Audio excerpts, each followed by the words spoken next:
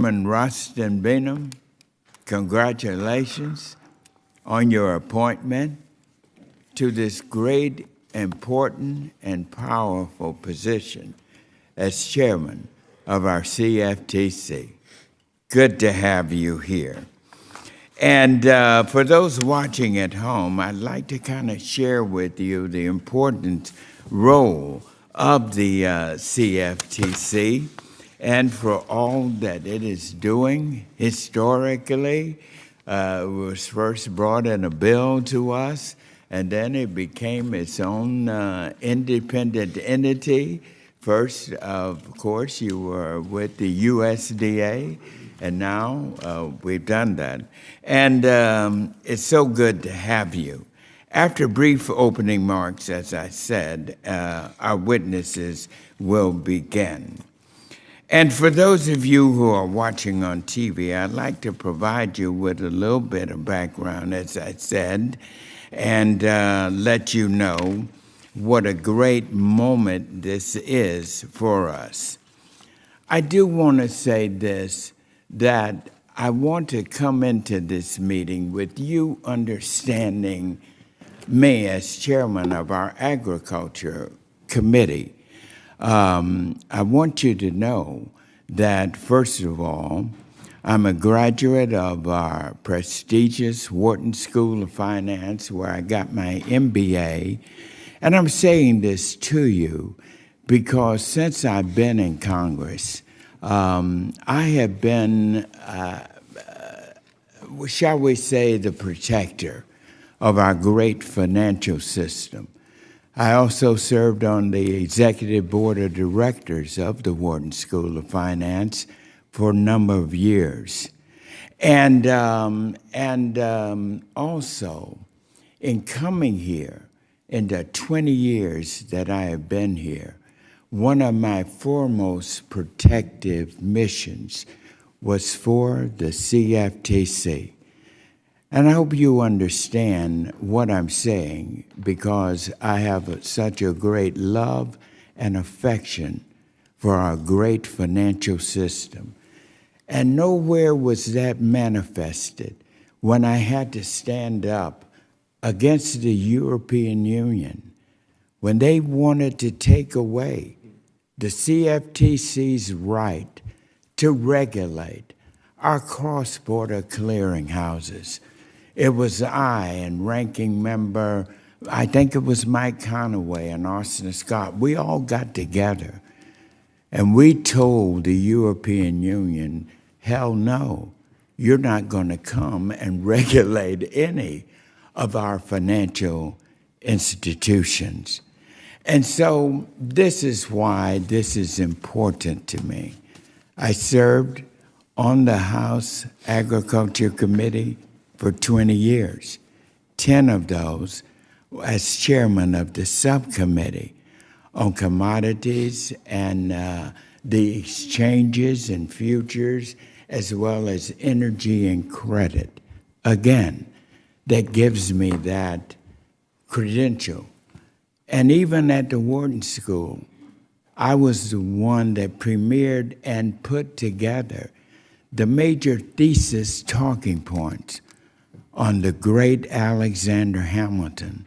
So I'm just sharing that with you because I want you to understand my concern that I have with this cryptocurrency situation. I will be getting into that during our question and answer period, but I wanted you to know of my background and my love and affection for our great financial system. We've got the greatest financial system in the world. And as I said, brought to us by none other than Alexander Hamilton. And I'm sure you know the story. With that, Ranking Member, I'll turn it over to you for any comments you have. Sure. Thank you, Chairman. Much appreciated. Chairman Benham, welcome. It is a pleasure to see you again and to have you before our committee today to discuss the current state of the CFTC and your plans for the coming year. I want to begin by congratulating you on your unanimous confirmation. Well done. which was a significant vote of confidence in you and for the Commission's work. You have important responsibilities before you, and we look forward to working with you and ensuring you have the tools to carry out the mandates that we vested with the Commission. I'd also like to congratulate you on the 4 nominees to the Commission. Ms. Christy Romero, Ms. Kristen Johnson, Ms. Summer Mersinger, and Ms. Carolyn Pham, who were officially confirmed earlier this week and will be joining you soon.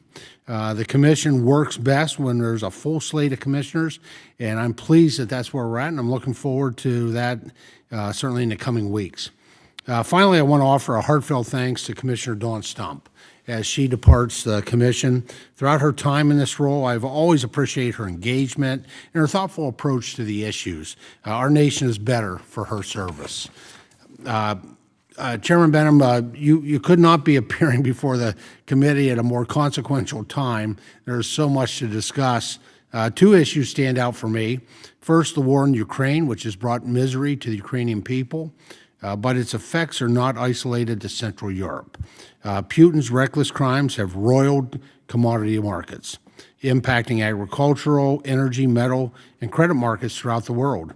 The efficient and effective operation of our commodity derivative markets under the watchful eye of Cftc plays a pivotal role in helping end users navigate these turbulent times.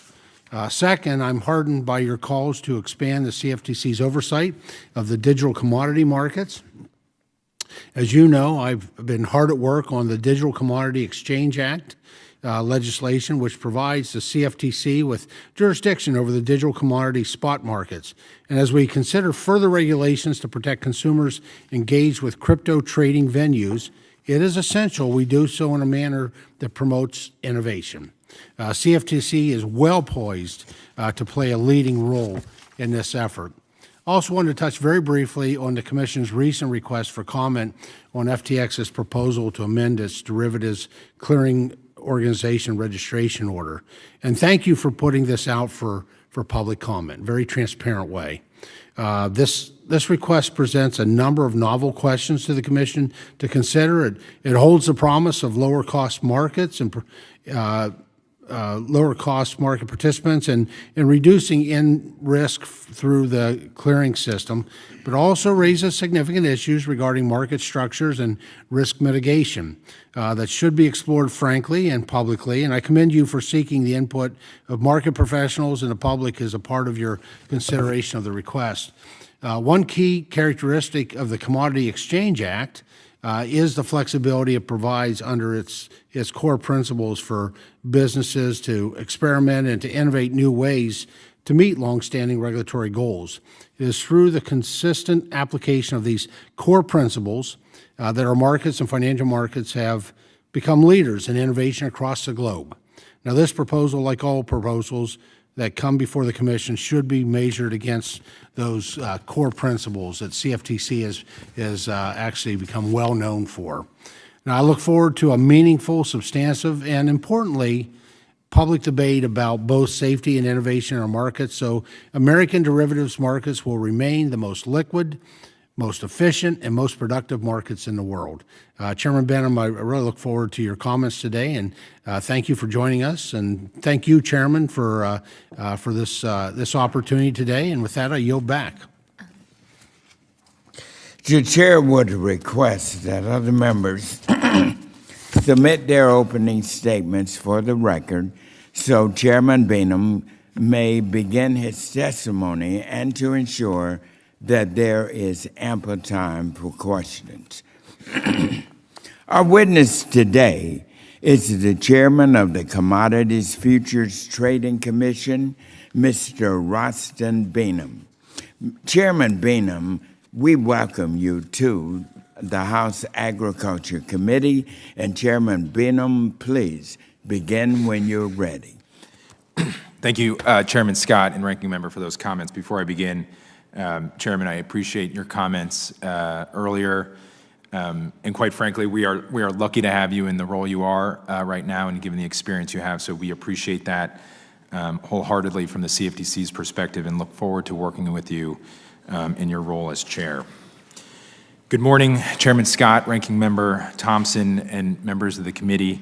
I appreciate the opportunity to discuss the state of the CFTC and provide an overview of current priorities. Before I begin, I'd like to acknowledge my colleague and friend, Commissioner Dawn Stump, for her tireless service and dedication to the agency. I also want to thank agency staff. And finally, I do want to wish to congratulate and welcome Christy Goldsmith-Romero, Kristen Johnson, Summer Mersinger, and Caroline Pham, who, as Ranking Member Thompson noted, were recently confirmed earlier this week. As the agency continues transitioning away from and considering life after the pandemic, we are witnessing transformative change throughout our industry and the markets that we oversee. During this time of transition, I am committed to collaboration and careful deliberation among our core of new commissioners, with stakeholders and our regulatory peers as we address new and emerging risks and opportunities. Under my leadership, the CFTC will exercise utmost care, patience, and diligence as we move forward on critical decision points. However, this ongoing transformation will not distract the CFTC from staying true to its historic responsibilities and ensuring America's farmers, ranchers, manufacturers, and other commercial end users continue to have cost-effective access to CFTC-regulated markets in order to manage risk. The derivatives industry's population is shifting, having increasingly emerged from the technology sector rather than traditional finance. We are also seeing an influx of retail participants empowered by information and technology. As a core purpose of the Commodity Exchange Act is the promotion of responsible innovation and fair competition, the agency will continue to provide a steady hand as we make decisions that will impact our markets and the larger economy in the years ahead. Before I move to our agency priorities, I'd like to take a moment to provide a high-level overview of the CFTC's response to and our observations regarding the ongoing conflict in the Ukraine. The CFTC is on heightened alert with respect to market functionality and resilience and fortifying the agency against cyber attacks. Prior to the invasion and in anticipation of the possible implementation of sanctions, I worked directly with the Treasury Department to ensure that general licenses would be available where appropriate, and CFTC staff are in routine contact with exchanges as sanctions and related volatility may alter affected index, currency, and physical commodity settlements. As the invasion became a reality, the ongoing tragedy in Ukraine has sparked extreme volatility, with key markets exhibiting 20% higher volatility as compared to that observed prior to the invasion. By and large, the U.S. futures markets have remained orderly through periods of high prices and extreme volatility, consistently demonstrating strong correlation between futures and cash prices, and good convergence towards contract expiration. To date, the CFTC has observed a relative balance in buying and selling, indicating that trading has not been panic-driven. And despite episodic spikes in trading volume by as much as 2 times normal level, markets have been able to clear the volumes without significant market disruption. CFTC surveillance staff are closely examining trading activity for manipulative, inappropriate, or disruptive conduct. Commission staff in the divisions of market oversight, clearing and risk, and market participants are actively monitoring compliance by exchanges, self-regulatory organizations, and intermediaries for trade processing, execution, and clearing. CFTC staff are using every tool the agency has to ensure that commodity markets continue to fairly and transparently serve the intended price discovery and risk management function, and this includes monitoring for excessive speculation. With the benefit of hindsight and real-time market experience, a top priority of my chairmanship will be the active review of the agency's Dodd-Frank rulemakings, ensuring they remain fit for purpose as Congress intended. The market turmoil related to the global pandemic tested the resiliency of the derivatives markets and post-crisis reforms. In fact, volatility in the global financial markets during March and April of 2020 and the current volatility linked to geopolitical issues continue to raise challenges related to liquidity and margin requirements. This fuels active debate on the need for additional tools and resources to manage risks, including collateral management. Through all of these events, U.S. central counterparties remain strong and among the strongest in the world. Nonetheless, given the role of central clearing as a critical tool in mitigating systemic risk in global financial markets, the Commission expects to grow its stress testing program to help ensure resilience in absorbing both market and systemic shocks in the future. The Commission will continue working with our international counterparts. We will advance thoughtful policy, encourage a collaborative approach that supports strong and transparent regulation and preserves the primacy of home country jurisdiction, while discouraging the appeal of racing to the regulatory bottom.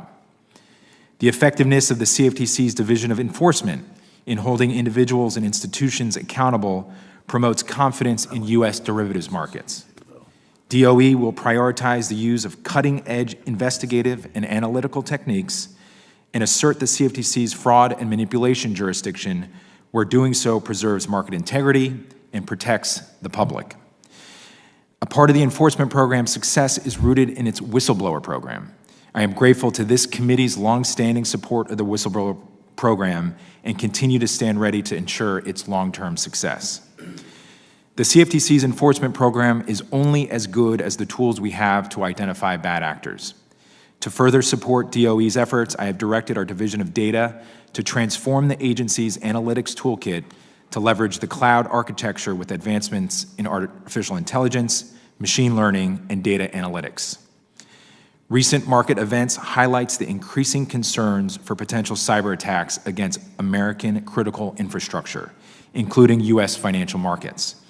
To that end, I have directed staff in the Market Participants Division to develop policy to address system safeguards for futures commissions merchants, swap dealers, and major swap participants, further fortifying CFTC markets from an attack by adding to the suite of system safeguards that are currently in place.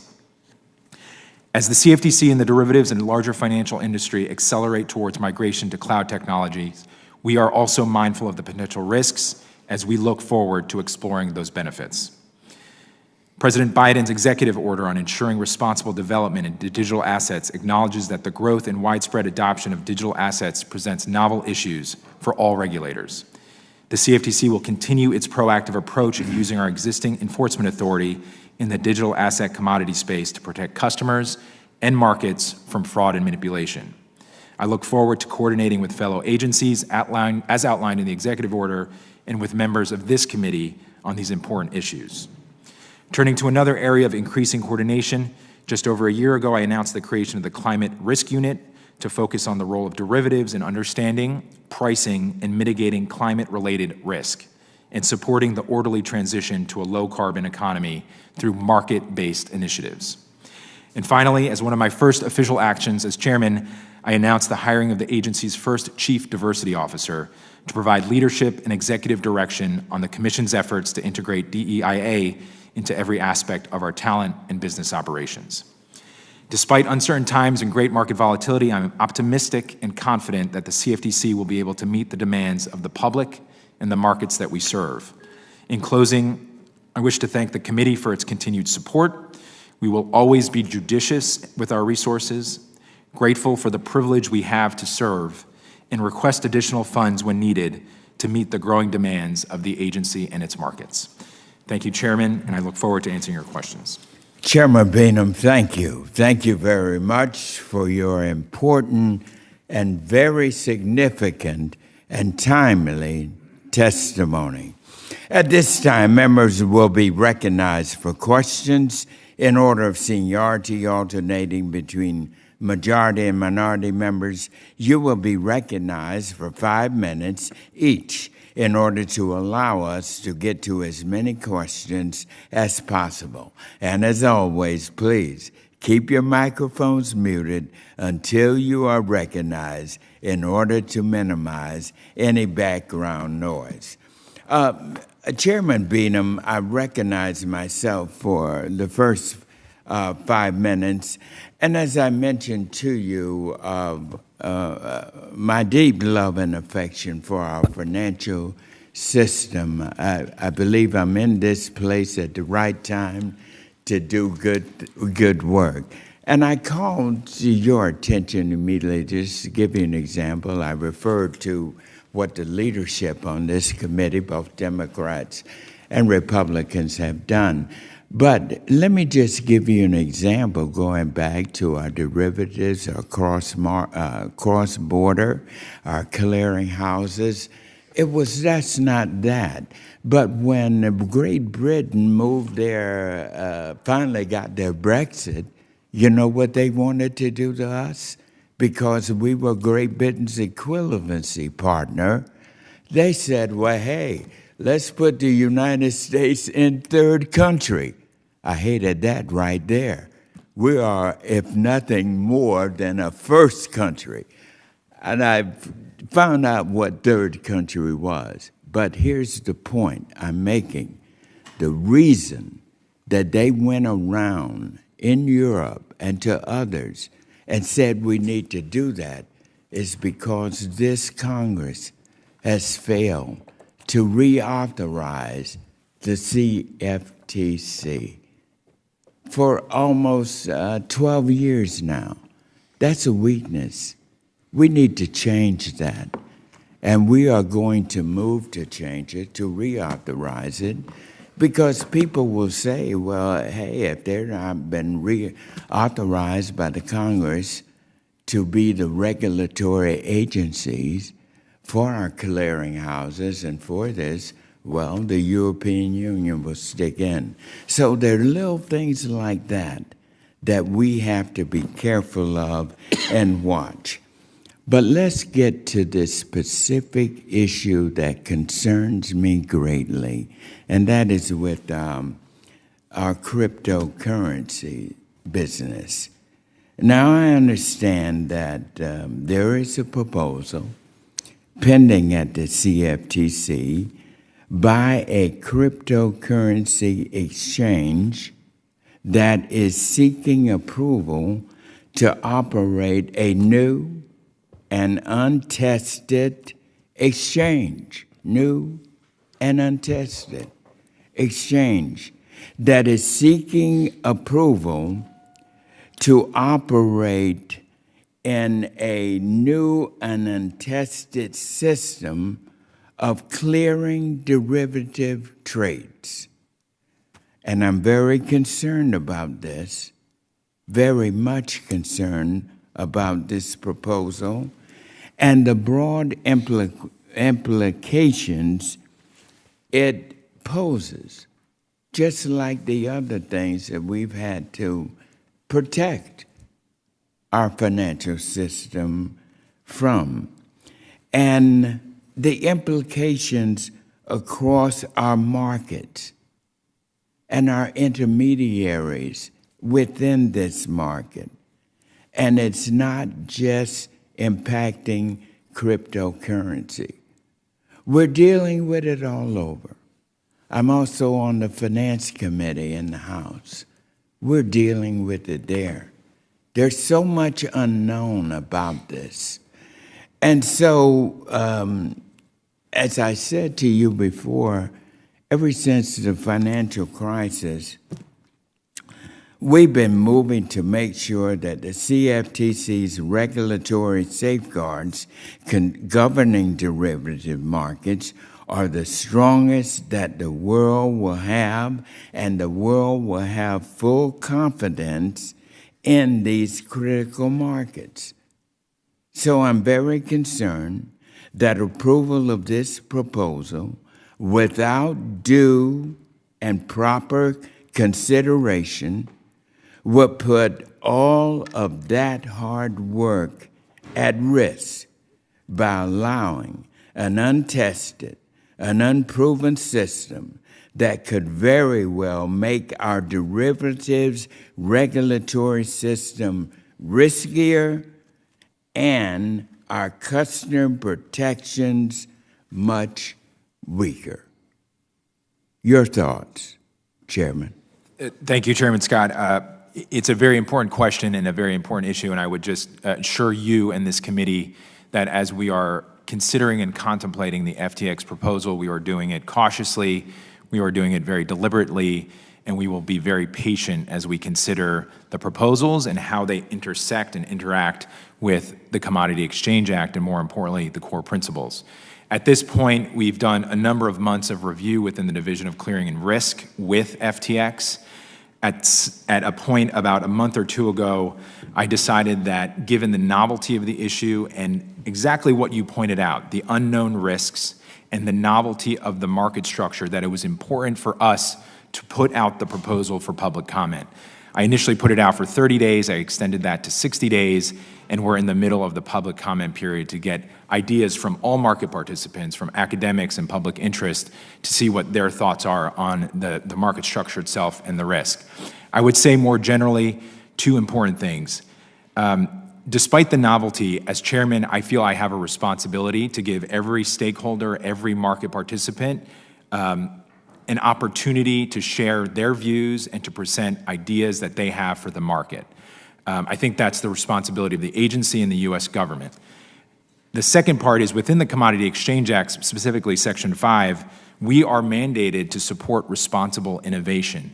And in many respects, this proposal could be a turning point or an inflection point for market structure. I don't know that. I don't believe that right now necessarily, but I do think I have to consider the proposal in case there is a possibility for a new market structure that could provide innovation, provide more efficient markets, better pricing, and better hedging tools. I would just use a quick example going back 30 years when electronic trading and the technology underscoring electronic trading was starting to manifest itself. You probably had a lot of individuals on the iconic trading floors in Chicago and New York who were hesitant to think about electronic trading taking over our markets. But now here we are in 2022, electronic trading is fully embraced, and it's a technology that supports innovation, and I think it's the same concept. My time is rapidly approaching, and a little bit it's gone over, but this needs far more review. It needs more oversight. This is a situation that I think that, based upon the concerns that I've heard, that this proposal thoroughly considers all of the potential impacts that it could have on this, and particularly many of our clearinghouses and those people that we've always had to come in and to help. So what I'm asking is that we really put some good oversight to this, make sure questions are answered, and I also want to hear from the other side of this. And so I want everybody to know that I'm going to put together a hearing on Tuesday, May 17th, and I'm inviting in to get their thoughts on this so we make sure that all sides are answered and have their concerns. So I'm going to extend invitations to the CEOs of CME and ICE, the Intercontinental Exchange Commission, and Chicago Mercantile Exchange folks. We need to hear from everybody on this. You need to hear from them. We all do. Just like we've had to do in previous occasions. As I said before, I take great pride in being the #1 protector of our great nation's financial system here, serving both on our finance committee and here as chairman. And so I appreciate this, and I appreciate your deep consideration. I'm very concerned about this. Ranking member, I'll turn it over to you. All right, Chairman. Thank you. Chairman Benner, I want to continue sort of in the digital commodity space. I published a draft discussion of my Digital Commodity Exchange Act in November, and I'm in the process of putting the finishing touches on that bill after receiving input on the draft from stakeholders. The discussion draft was grounded in 5 principles. Number 1, foster innovation. Number 2 is to protect the market participants. Number 3 is reduce complexity.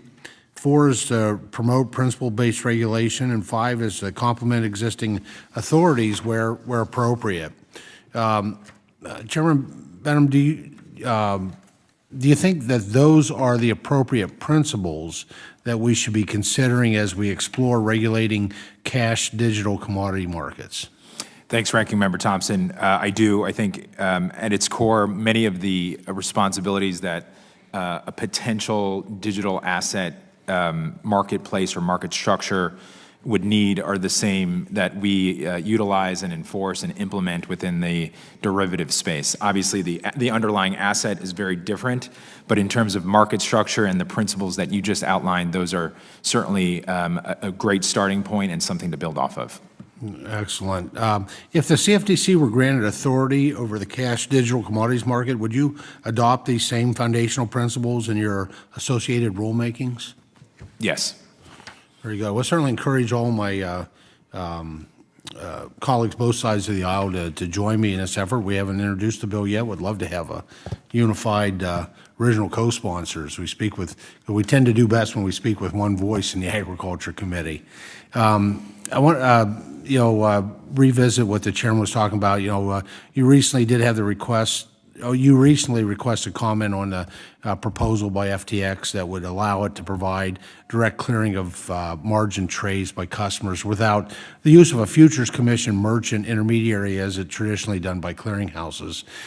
Chairman Bennett, I want to thank you for requesting the public comment on this unique approach once again, and thank you for extending the comment period to ensure stakeholders have sufficient time to comment on this novel request or proposal. I appreciate your efforts to ensure that the Commission gives the proposal and the comments are full consideration, that the review process is transparent.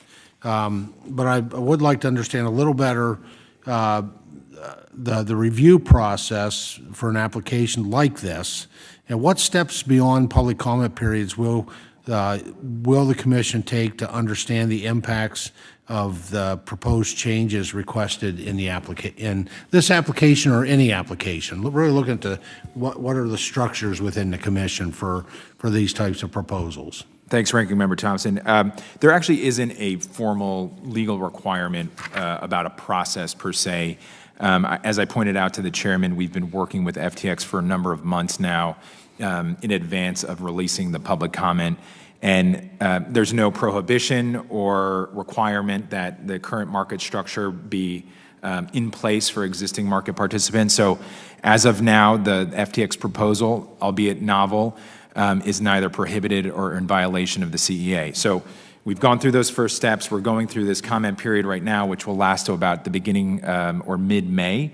And then my intention all along was to conduct a staff roundtable towards the end of May and have a larger conversation about non-intermediation, not about FTX specifically, but just generally about non-intermediation. And the reason I think that's important is because this proposal from FTX is not the first proposal the CFTC has received on non-intermediation. And I assure you, regardless of what happens with FTX approval or rejection, there will be more in the future. This is just a product of technology and the ability to create efficiencies potentially in market structure. So I think it's important as an agency, collectively with your input, that we start to dig into these questions, identify risks, identify opportunities, and hear all viewpoints so that we move in a more informed way and move towards a decision that is comprehensive, that is patient, and as I said, deliberate, so that we know all facts about the proposal. And thank you for that. Once the Commission has completed its review and is satisfied with its understanding of the application initially, what does the rest of the process look like? For example, some questions. If you're able to answer them, is the Commission able to modify the proposal? So the Commission could modify the proposal, but it would be really up to the registrant, in this case FTX, if they were comfortable with the required modifications. This certainly happens a lot as we intersect or have conversations with market participants. There's some things they may want originally in a proposal, and we say, look, this doesn't work because of our core principles or regulations. You need to tweak it here, tweak it there. And often registrants are comfortable with that. But depending on the modifications, it would really be up to FTX. Yeah, and just real quick, and I know I'm over, I apologize, Chairman, but I think it's helpful for us to understand the process. Yeah. Does the approval of this type of application require a majority commission vote? It does. Okay. This one may be asking for a crystal ball for you, and I understand that. But any idea when will the commission be in a position to vote on the application? Ranking Member Thompson, only when we, and specifically me as chairman, feel that we are very comfortable with the proposal. We've checked all our boxes, we've looked at the structure, and I feel like the commission could make a vote that's well-informed and after debate and consideration and hearing from all constituents. Well, I don't think I'm overreaching when I say I think both the chairman and I appreciate that response. That you know, after when you're ready to make that decision. Thank you, Chairman. Thank you, both chairmans. Thank you. And now I recognize the gentlewoman from North Carolina, Ms. Adams, who is also the vice chair of the Committee on Agriculture. You're recognized for 5 minutes. Thank you, Mr. Chairman. Thank you, Ranking Member Thompson, for hosting today's hearing, and to Chair Benham for testifying. Thank you for being here today. Moreover, even though they're not here today, I do want to take a moment to congratulate our new commissioners on their confirmations. Congratulations to Commissioners Christy Romero, Kristen Johnson, Summer Mersinger, and Caroline Pyam. So, Commissioner Benham, as you may know, I sit on both the Agriculture and Financial Services Committee, where I oversee our financial system and agricultural markets. I understand that the Cftc has a request for comment out on FTX's registration order. I'm not looking for you to comment on an ongoing process. Having said that, would you please speak to the implications of eliminating the current regime for intermediaries in the decentralized finance space? Congresswoman, thanks for the question. As I said earlier, it really is an ongoing deliberation of what benefits and risks this proposal may present. As you point out, rightfully so, this is a novel concept about non-intermediation between end user or retail investor and the exchange and the clearinghouse. But as we've been digging into the proposal, much of my thought has been focused on what our responsibility is as the CFTC, is to engage with stakeholders, to hear and listen to their presentations, and to view them in light of possibilities as much as risks. So I would certainly never be comfortable with allowing a proposal to be put into market if we didn't think certainly it met our core principles and our regulations, but that if customer protections were at high risk. However, as I pointed out earlier, it is very clear in the statute that we as the CFTC have a responsibility to support responsible innovation. And there is a possibility that within this market structure, given technology, given the ability to break down some of the segments between retail participation and trade execution, that this proposal could end up leading to more efficient trade execution, less risk in the system. Okay, thank you so much. I want to get to a couple of other questions. So let me move to another topic. I commend your stated efforts on improving diversity and inclusion at the CFTC, along with your work to create the agency's first chief diversity officer. The need for CDO is imperative, and according to the CFTC, the employee breakdown of management is woefully homogeneous, with only 14 African Americans, 10 Asian Americans, 5 Hispanic Americans at grade level 15, and only 33% of your senior level employees are women. Number one, first of all, I do find that troubling. So what is your strategy to increase racial, ethnic, and gender diversity at the CFTC? And will the commission plan to include recruitment from historically Black colleges and universities and minority-serving institutions? Thank you, Congresswoman. To answer your second question first, yes, absolutely, and that's a part of the strategy. With the Chief Diversity Officer, which I appreciate your recognition. I think this is a huge step for the agency. We're going to break down a lot of the silos and barriers that I think have restricted the agency in the past, so that we can essentially be casting a wider net for recruitment and to support retention at the entry level all the way up to the senior level. I'm optimistic about the future. It's going to take time, but I think with the inclusion of the Chief Diversity Officer and a real momentum towards expanding our scope and our invitation to potential employees, we have a real opportunity to diversify the agency. Well, certainly, and we look forward to that, and whatever help my office can give. I do chair the bipartisan HBCU caucus, and we have the connections with our partnership challenge, and we'll be happy to offer assistance to you.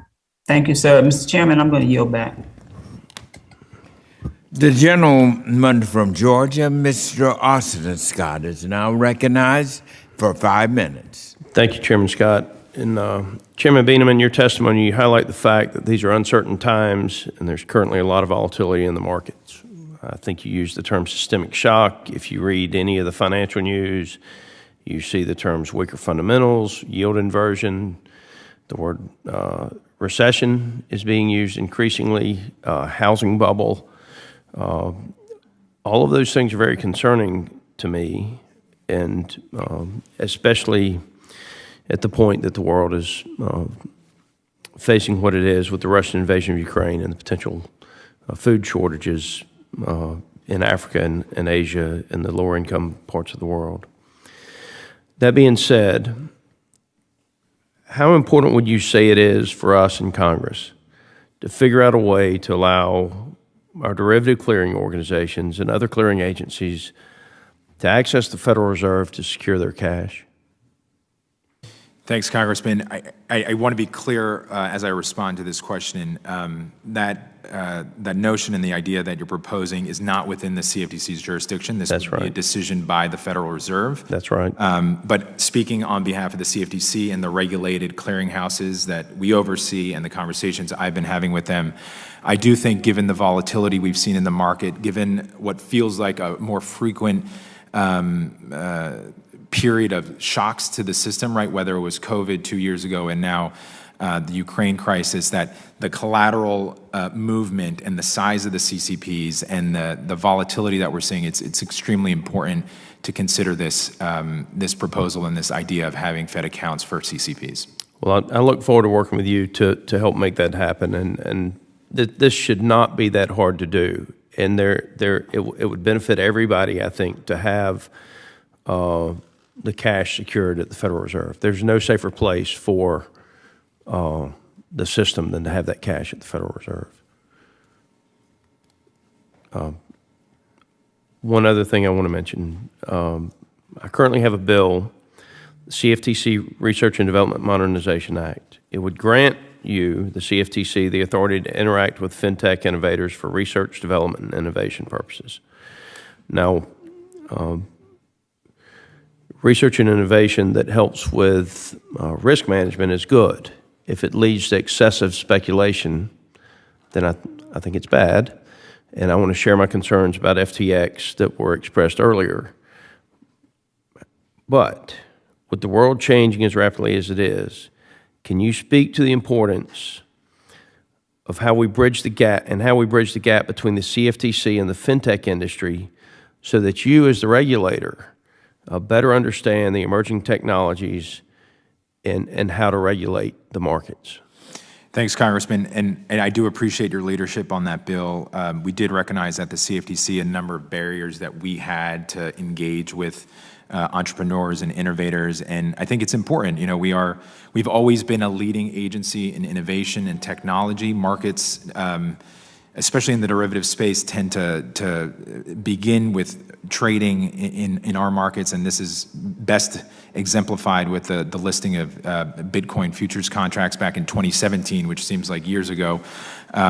But it is important that we have that authority and the ability to engage with fintech and entrepreneurs, because it gives us a better sense of risks in the market, how our markets can support innovation, price discovery, and risk management. Because as we know, in all sectors of industry, whether it's ag or manufacturing, having financial markets to be able to lay off risk and mitigate risk supports innovation and growth, that supports research and development and every other thing that large companies need to support their growth over time. So continue to support your efforts here and whatever we can do to break those barriers down so that we can have more communications with entrepreneurs.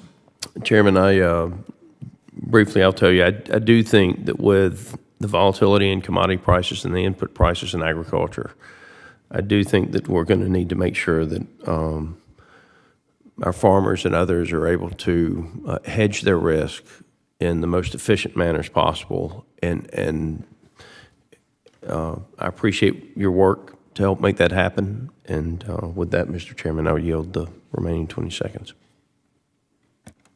Thank you, Mr. Scott.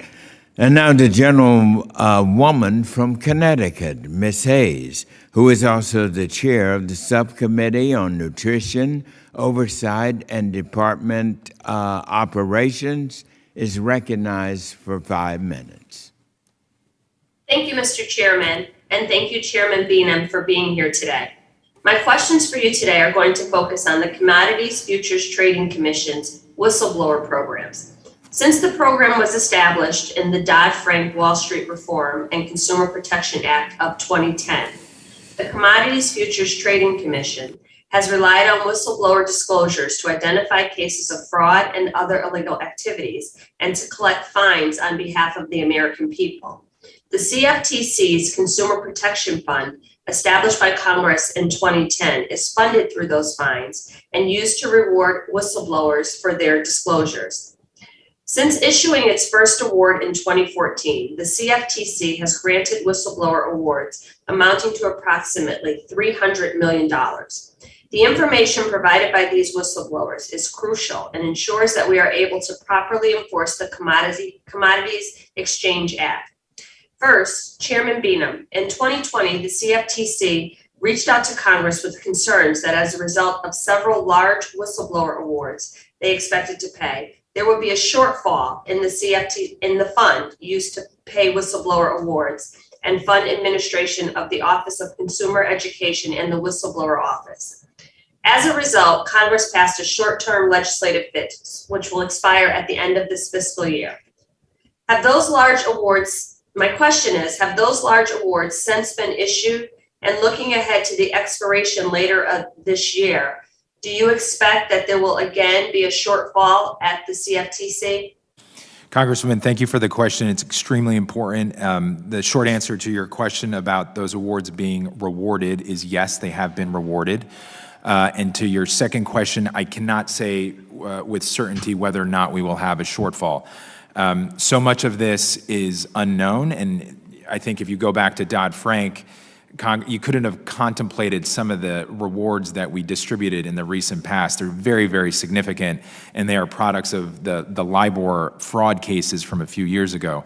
But to your point and to support what you just said, this is just more evidence of the importance of the whistleblower program and how we're able to root out fraud and manipulation with the support of whistleblowers. So I can't say for certain whether or not we're going to run out, but it sounds like you would support what I'm about to say, is that I think we should err on the side of it's possible and we need to have the program fixed as soon as possible so that we can have the staff in place, that the Consumer Education Fund can be funded appropriately, and that we can have the funds to provide whistleblowers when those cases are filed.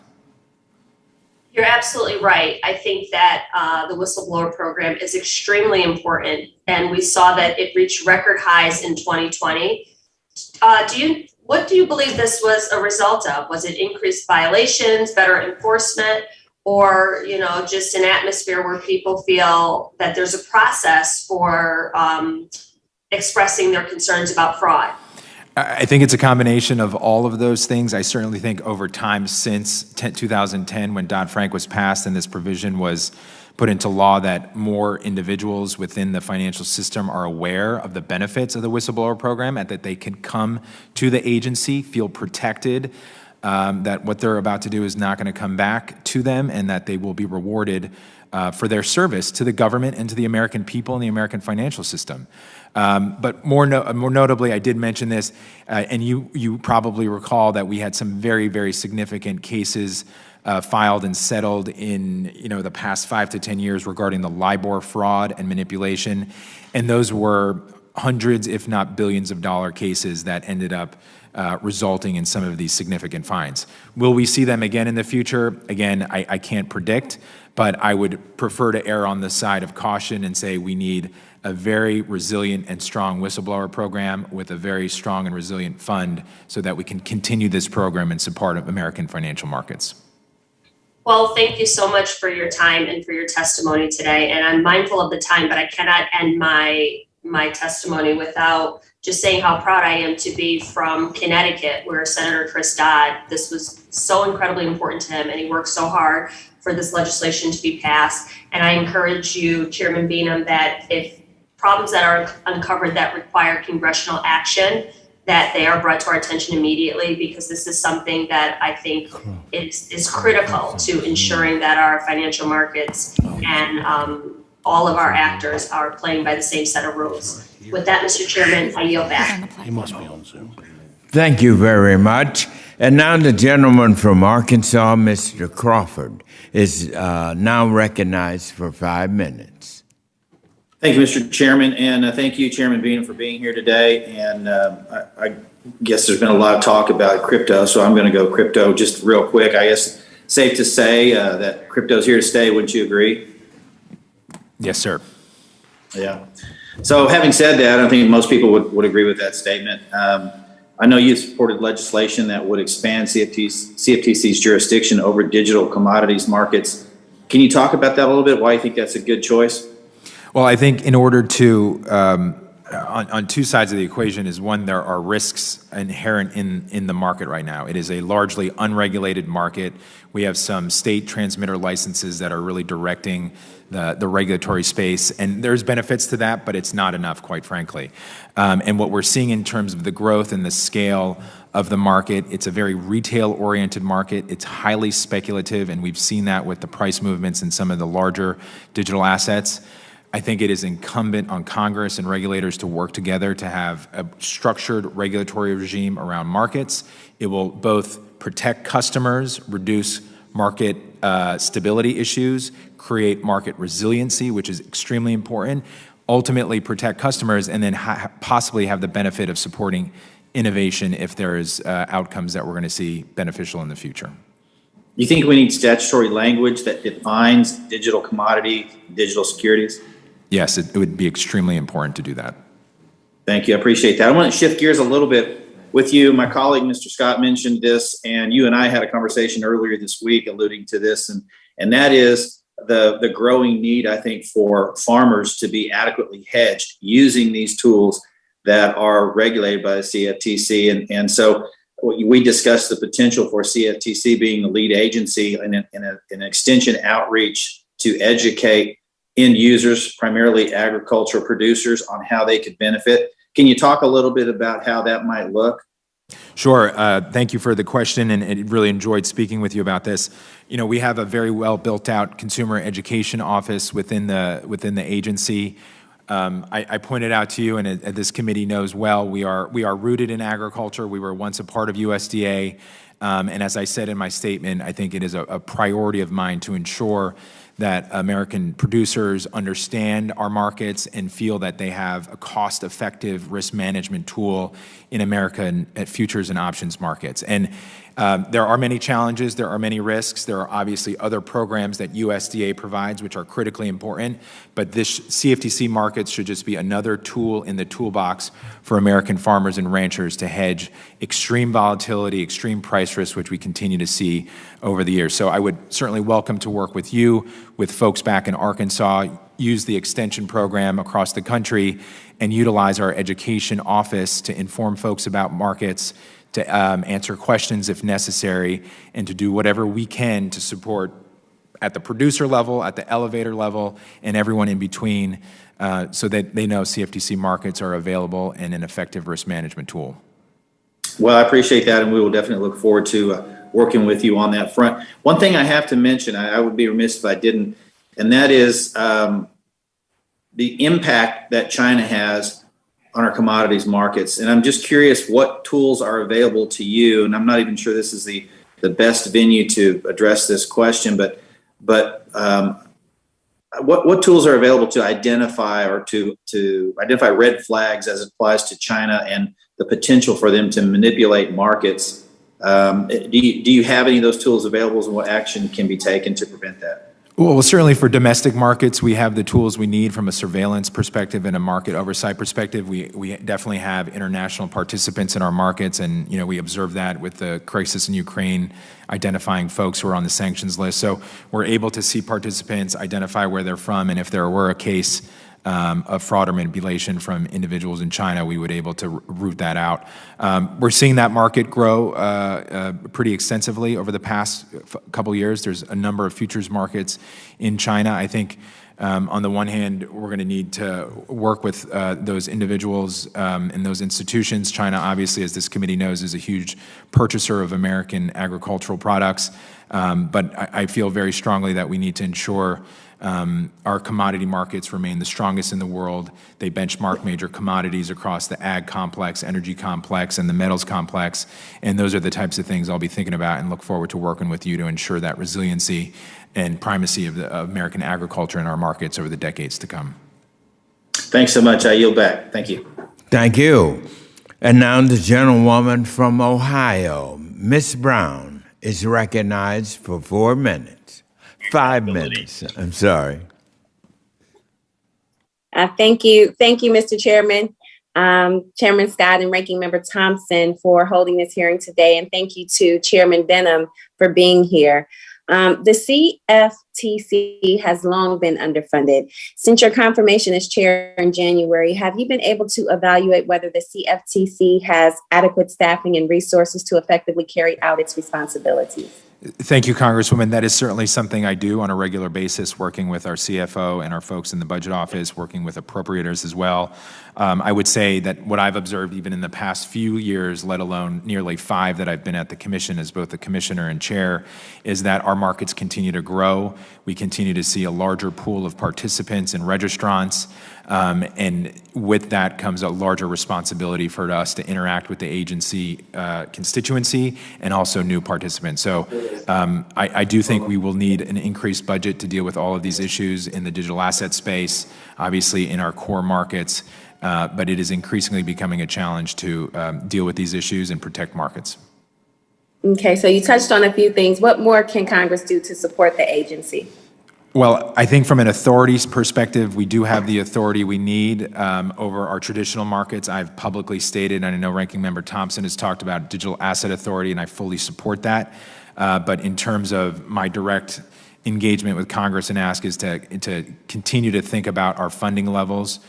We fell a little bit short this past fiscal year, but looking forward, we will be asking for a little bit more, and that is a direct result of the interaction we're having with an increasingly large pool of market participants and increasingly large responsibility we have over growing markets.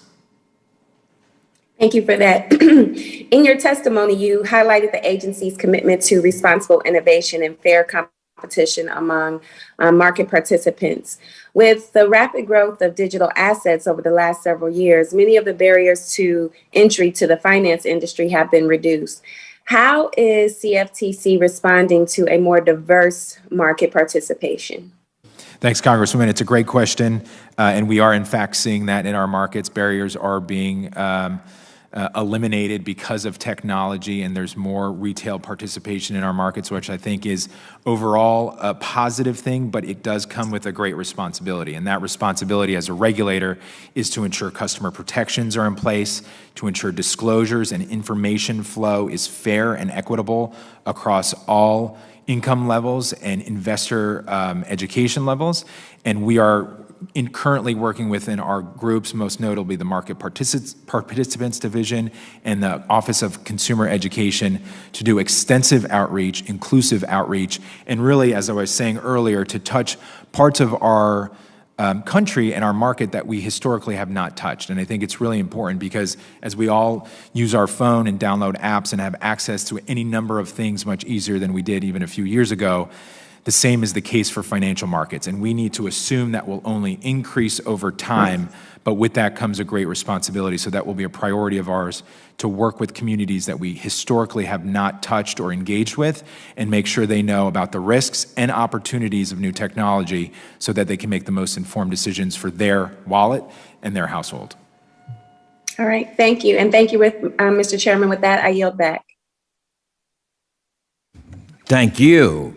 And now the gentleman from California, Mr. Lamafa, is recognized for 5 minutes.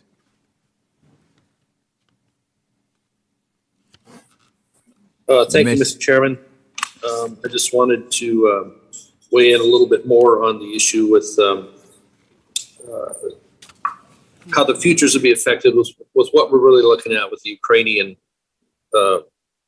market for as much crops as they grow and how much they are part of the world market in exports, and tying that back into derivatives.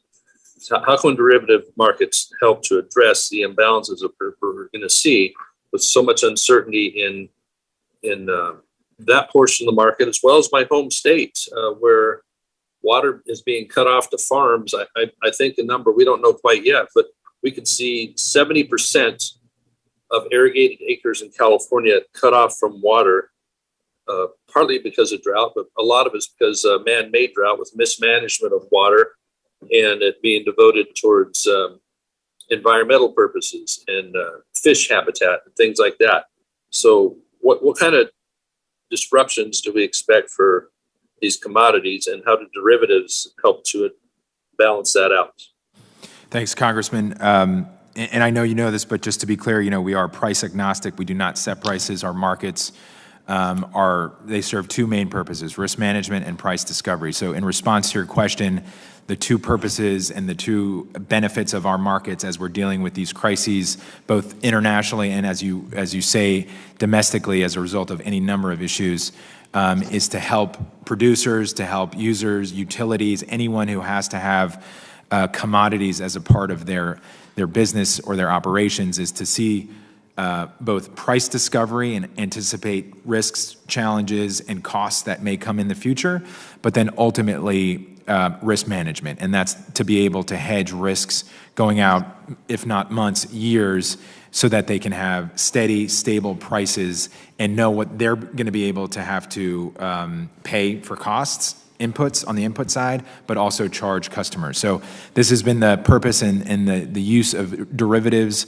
for decades. It will continue to be that. I think from a CFTC perspective, our main goal is to ensure that markets are fair, transparent, orderly, and free from fraud and manipulation, and are properly reflecting the dynamics of supply and demand. Obviously, those dynamics change significantly with weather, with geopolitical issues, with socioeconomic issues, but we just need to make sure that all of those factors are at their core being treated fairly, and that we don't have fraud and manipulation influencing prices at all.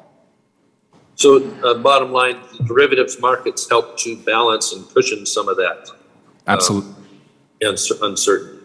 Absolutely. Yeah, okay, thank you.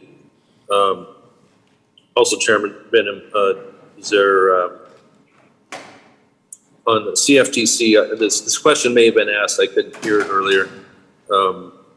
It's on how is CFTC being staffed out at this point and return to work?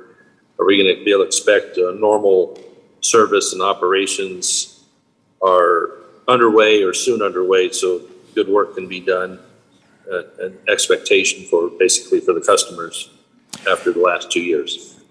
Thank you, Congressman. We're in the process of transitioning back to the office. I myself and my staff around me have been back in the office since last fall, and I think my goal is to just make the process orderly, and be cautious. Understand that folks have both gotten accustomed, but returning to work will take time. But my goal is to get folks back into the office as soon as possible. There are a number of issues that we're going to need to deal with in terms of negotiations and getting folks comfortable. But hopefully, as soon as possible, we'll be back at the office.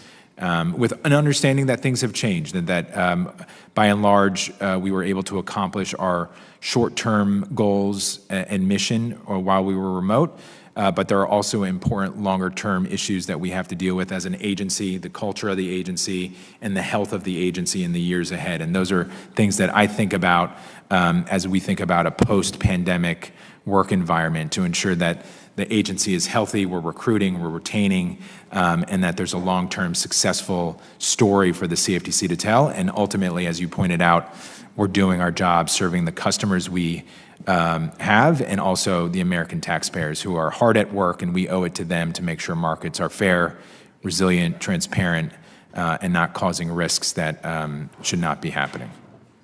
And open, yeah, it's high time we get back rolling again as we're suffering economically. And so well, I appreciate it. My time's up. I'll yield back.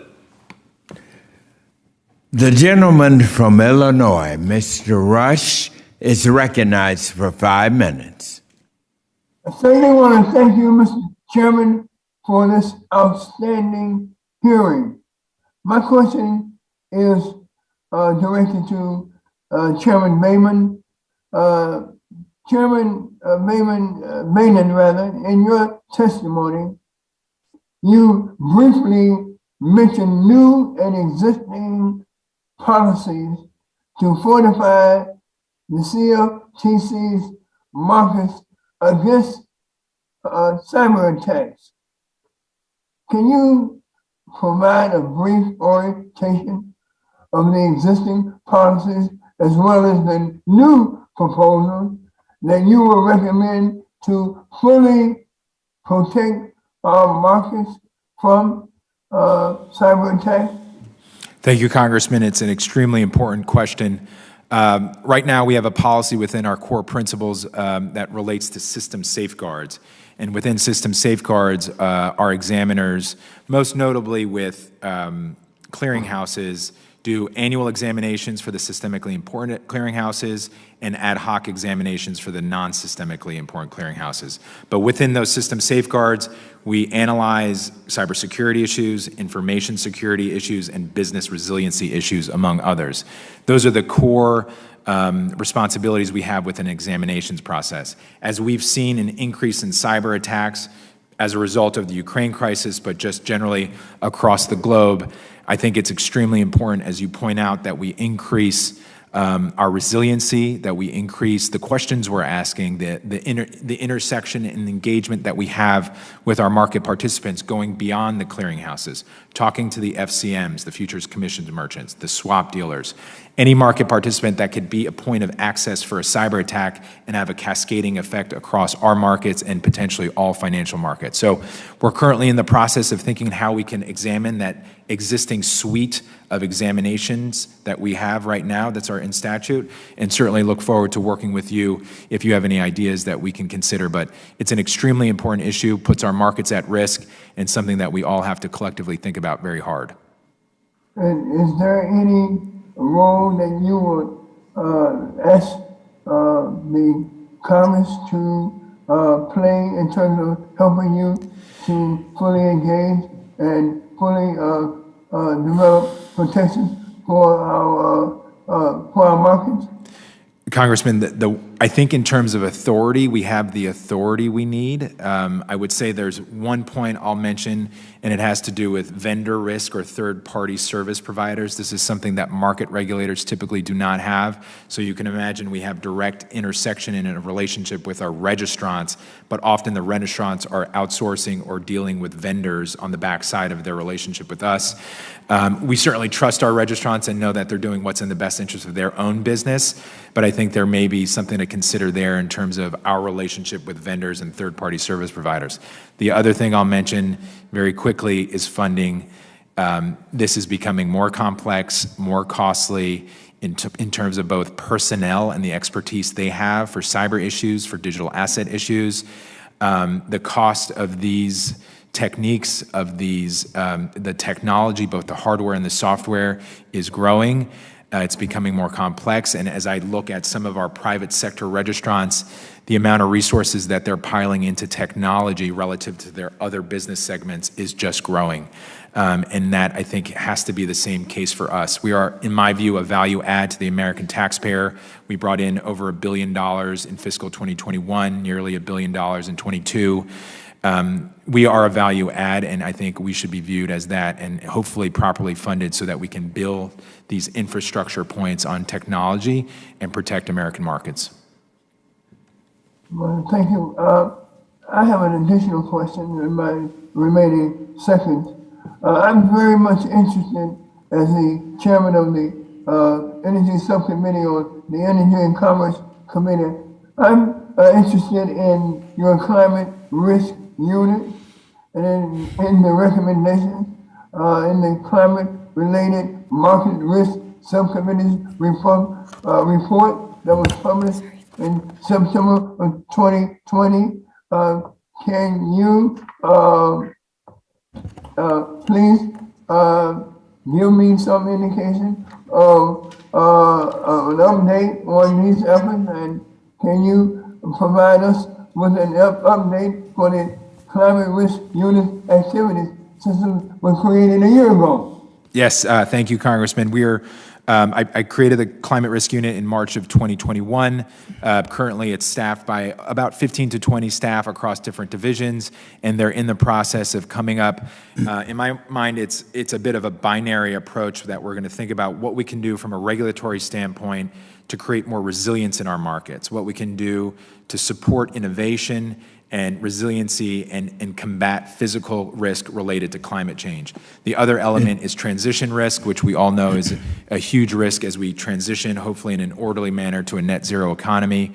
What we can do at the CFTC, engaging with private market participants to come up with innovative ideas to support financial markets, especially derivatives, to help mitigate physical risk and to manage price risk. There's so many opportunities, and we're seeing this grow exponentially within our markets from market participants. And from my view, the Climate Risk Unit will do what it can to engage, to understand and price risk, but to set out an initiative and a plan for supporting these strategies within the market. From a time standpoint, we're going to look forward to the ends of the year in terms of coming out with some proposals. The gentleman from Georgia, Mr. Allen, is recognized for 5 minutes. Thank you, Mr. Chairman. And Mr. Chairman, thank you for your comments regarding FTX, and also Ranking Member and also Mr. Scott, and all of that we've heard here today. I would like to associate, rather than continue to comment on that, associate my comments with their comments and my concern for this.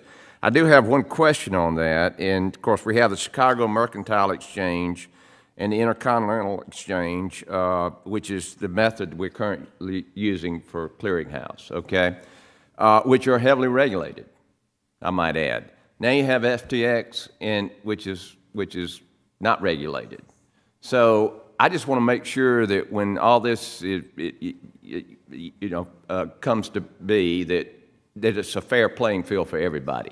In other words, I'm sure that CME and ICE are both innovating and doing what they can to do more with less people and to provide the greatest return, but under the current regulatory environment.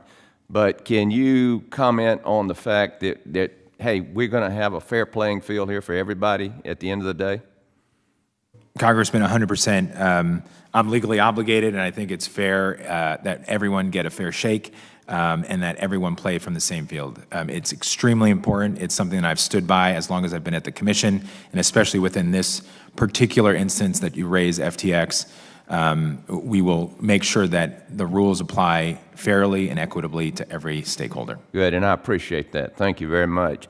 Now going back to your role in, we've already talked about it extensively, your role as far as the economy. And, frankly, the dashboard is a little scary right now. Inflation, government debt. The Fed basically has no tools in the box. I mean, it's either shut the economy down into a recession like we saw in the 70s, and interest rates like we saw in the 70s, or continue, putting money into this money supply, which is causing, I mean, you got the perfect recipe for inflation out here right now. And it's all driven by this war on fossil fuel. Fossil fuel is in everything. I mean, right now there's a huge shortage. The big problem in Ukraine and Europe is the shortage of diesel fuel. Farmers aren't going to be able to plant. We're going to have famine in this world. And we can't help them because we're at 50% of production that we were just 3 years ago. We can't sustain this. So what role is your organization playing in this whole economic situation to get this dashboard back in the way it should look as far as reasonable inflation, government, reducing government debt, reducing government spending, everything that is contributing to this economic downfall? Thanks, Congressman. Obviously, an extremely important question given all that we're dealing with in the markets today, both domestically and internationally. As you know, we are at the agency price agnostic. We don't set prices, whether it's on treasuries or corn and soybeans or oil and natural gas. But from my perspective, our number one responsibility is to ensure that our markets are operating fairly in an orderly fashion and free from fraud and manipulation. If they are in fact doing that, and I am confident they are, then our market participants, whether it's within the government, official sector, or private market participants, are able to use our markets for price discovery and hedging. And those become extremely important tools for our farmers. But you have an obligation to investors, okay, or to those agencies, the clearinghouses. And it's subject to economic dashboard indicators. Certainly, what would be your advice to this administration right now to deal with the risk of what we're running here? I mean, we don't want to go back to 2008 where we had the mortgage-backed securities issue. We know we've got bubbles out there. But you're part of the team. Mm-hmm. You've got an area territory to protect. I mean, what are you doing to look at the big picture and say, hey, we can't sustain this? Congressman, I participate within the Financial Stability Oversight Council. I frequently talk with my colleagues across the government and other regulators.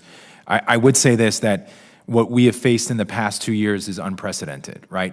With the once-in-a-century pandemic and the economic response to that, where we had a supply shock, a demand shock, and then the recovery over several months, followed by now the crisis in Ukraine, and given the importance from a commodity perspective of both Russia and Ukraine in ags and energy. So I do think collectively we're doing everything we can, the best we can, understanding the dynamics of the American consumer, under the dynamics of supply restraints, and understanding the very quick pivot towards a return to normal in terms of demand, but a much slower supply because of labor issues and supply issues. So It's a challenging issue. We're looking into it. We look at the data. We're trying to be data-driven, but it's a process and it's going to take time. And I'm hopeful of the path that we're on. We don't have a lot of time.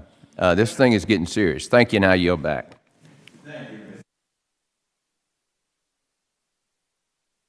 The gentlewoman from New Hampshire, Ms. Custer, is now recognized for 5 minutes.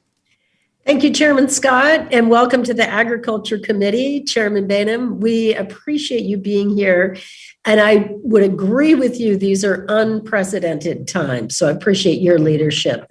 In the nearly half century since Congress established the Commodities Futures Trading Commission, it's evolved to tackle a wide swath of financial commodities beyond just its roots in agriculture. As CFTC's mission continues to grow alongside new markets, including digital and crypto assets, it's imperative for this committee to understand what you will need from Congress to be successful. So speaking of digital assets, Mr. Chairman, I know you've noted previously the digital asset market is unique in that it's largely a retail market, what are some of the core customer protections that would be needed in a regulatory framework for the digital asset market? And are there core principles in the Commodity Exchange Act that can be applied here to protect consumers? Thank you, Congresswoman. It's a very important question. And in many respects, and I've said this in the past, market structure can be very similar despite assets that are traded on those markets being different. So what I mean, whether it's an equity security or fixed income product or a derivative. And our core principles obviously are driven from the derivative standpoint, mostly commodities, obviously anything from financials and agricultural and energy commodities. But as we think about digital assets and the potential regulatory structure being built around digital assets, I think it's important to use many of the market structure principles and the core principles, as you note, as the building blocks for what might become a regulatory market structure. From a customer protection standpoint, it's all about segregation of assets, which becomes very, very difficult within digital assets and something that we're working on very hard because it's so unique from traditional assets.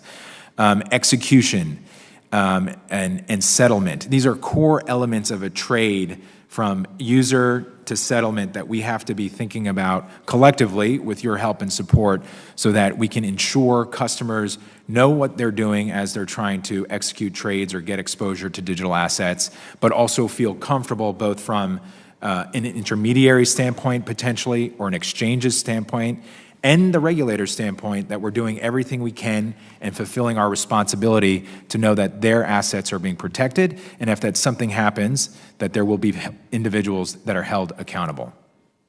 Great, that's reassuring. So I know there also been significant discussion about FTX's recent proposal to amend the registration as a derivatives clearing organization, and that the Commission presently put that proposal out for public comment. Mr. Chairman, the Treasury Department has been tasked with the leadership role in the development of a digital asset regulatory regime. I wonder if you've consulted with Secretary Yellen on this proposal. Thank you, Congresswoman. I have not directly spoken with Secretary Yellen about it. I know my staff has spoken with a number of the other agencies about the proposal. There is a distinction between some of the efforts started by President Biden and the executive order and what the FTX order is currently proposing. The FTX order, there are listed derivatives contracts on Bitcoin and Ether on an FTX exchange currently that are trading and have been trading for a number of years. What the proposal is doing is it's requesting to amend the existing order that contemplates those derivatives, those futures contracts, and changing the market structure. So as much as there is some relationship between what's going on within the U.S. government and President Biden's executive order, there is a separation that I think is certainly unique to the CFTC because it is explicitly focused on derivatives and futures and not anything else. Okay, great. I have limited time, but just briefly switching gears, I'm also interested, as my colleague Mr. Rush addressed climate change and trying to minimize climate-related risks to our financial system. And you've talked about the Climate Risk Unit and the Climate-Related Market Risk Subcommittee. Is there anything that you would want to add to elaborate on your vision for the Climate Risk Unit during your tenure, and how they can identify sensible reforms within the Commission's regulatory framework? Thank you, Congresswoman. 7 seconds left. Yeah, they're in the process of working on exactly what you said, and I'm hopeful by the year's end we're going to come out with some thoughtful proposals that the Commission can consider to build more resilient markets against climate change. Great. Well, we'd love to hear about it on our committee, and with that, I'll yield back, Mr. Chairman. Thank you. Thank you. And now the gentleman from Illinois, Mr. Davis. Thank you. You're recognized for 5 minutes. Thank you, Chairman Scott and Ranking Member Thompson, for holding this hearing to discuss the state of the CFTC and how we as members of Congress can support its core principles. Along with many of my colleagues here today, I'm concerned about the state of our economy due to the Biden pro-spending, pro-inflation agenda that only looks to be gearing up to get worse for constituents under the president's new Build Back Broke budget. The impact that the new CFTC rules and regulations may have on market participants and ultimately our farmers, our ranchers, and our constituents who rely on the commodities and contracts that are being traded is something I'm very concerned about, and I hope the Commission is carefully reviewing. The CFTC's risk management requirements embedded in its core principles provide market participants with several layers of safeguards to ensure that risk is properly managed, customers are protected, and the markets that are so critical to our food and our energy supply, they remain stable. I'm very concerned about this as we look at the challenges these markets have faced over the last few years and are likely to continue to face as global events drive commodity price volatility, which I'm sure that many of my colleagues in front of me have addressed with you. But my question for you, Chairman Benham, regarding the idea of a direct-to-customer non-intermediated derivatives clearing model, how would this work with the CFTC's risk management standards that are built around an intermediated clearing model? Thanks, Congressman. You're right. The standards in some respect are built around an intermediated model, but they don't require an intermediated model. And I think given technological advancements in our ability to access markets, and I mentioned this earlier, thinking back decades when farmers and producers had to call up an associated person, an introducing broker, and then get an order out to the Chicago Board of Trade, those lines can all be reduced now because of technology. And I think what the proposal is trying to do in a non-intermediated model is to take advantage of technology so that we can break down some of these silos and have more direct access. I'm not supporting it at all. I think what my responsibility is to look at the proposal. I said this earlier, Section 5 requires me to support responsible innovation, and there's a possibility that this idea, if responsible and if it meets our core principles, can be a next step in market structure. Do these standards need to be formally updated to account for the differences in these models? And do you guys at the CFTC intend to do this? I don't think standards needs to change. We are a principles-based regulator, as you point out. So when you think about principles-based, we largely look at outcomes and not necessarily a check-the-box routine of how we get to the outcome.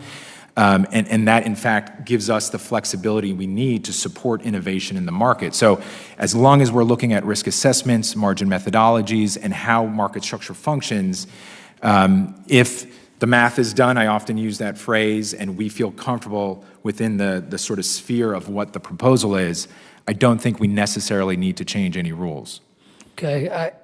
But should this model be allowed to go forward before the Commission decides what rules or standards should be in place? And shouldn't there be clear rules of the road? So we have not allowed the model to be rolled out. We are in the process of having a public comment period. I said earlier, my intention is to have a staff roundtable on non-intermediated market structure. We are going to be deliberate. We are going to be cautious. We are going to engage with you and others to make sure that we're thinking about the risks and opportunities before we approve or disapprove anything. I think it's my responsibility to engage fair and equitably with all stakeholders and ensure that we're doing what our job is as the CFTC. Well, Chairman, I do want to ask if in your exchange with Mr. Crawford, you noted the value of having a statutory definition of digital commodity. One additional challenge with that is who gets to interpret that definition. Today, the SEC has the first crack at determining what assets are securities.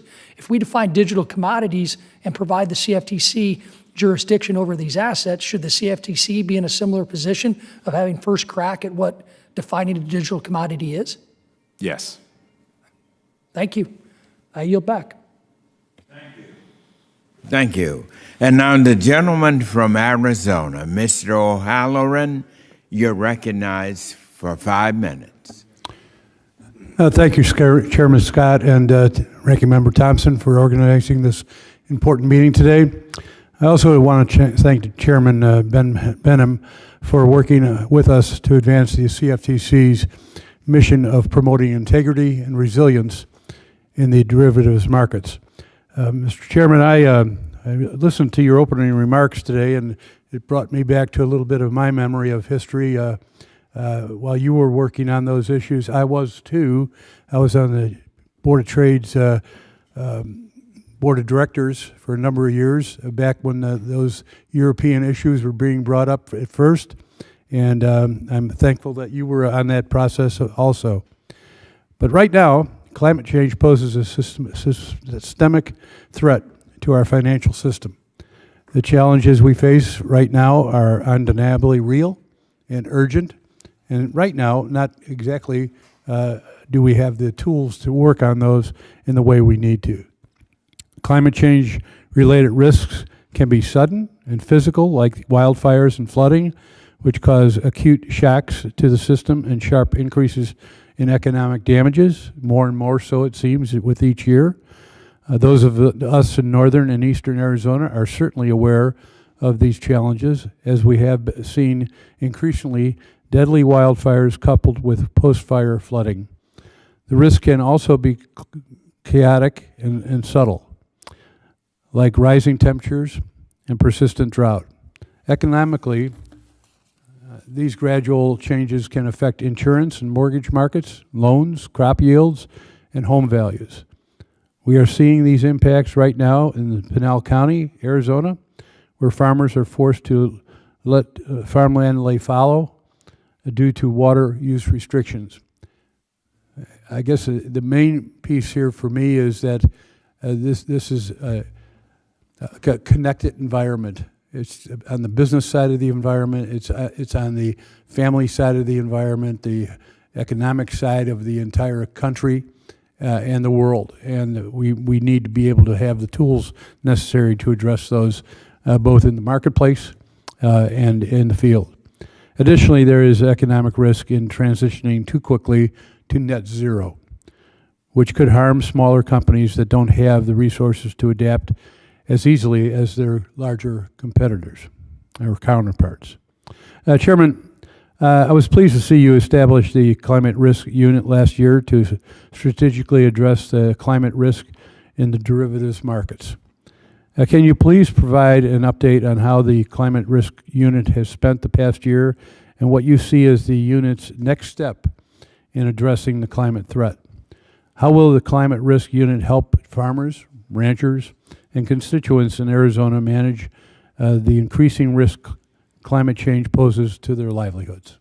Thanks, Congressman. Appreciate the question. And as you noted, I formed the Climate Risk Unit in March of 2021 with the intent of essentially collecting the certain experts within the agency across divisions so that we could collectively think about what the agency could do from a regulatory standpoint to both engage with stakeholders, including agricultural stakeholders, and essentially supporting innovation in our markets to tackle both physical risk associated with climate change and, as you point out, the transition risk associated with climate change.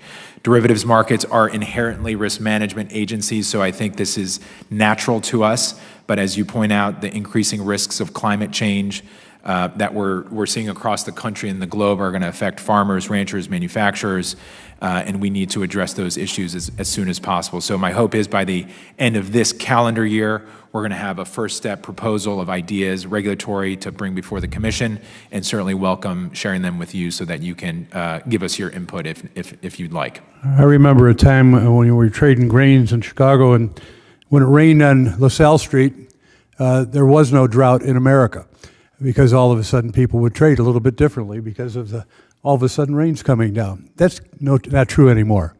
That wasn't true then. But now the reality is we have to be much more aware of what's going on throughout the world in climate. It's having a profound impact. And while I have a couple of seconds left here, I just want to say my concerns for the CFTC are the same today as they were before.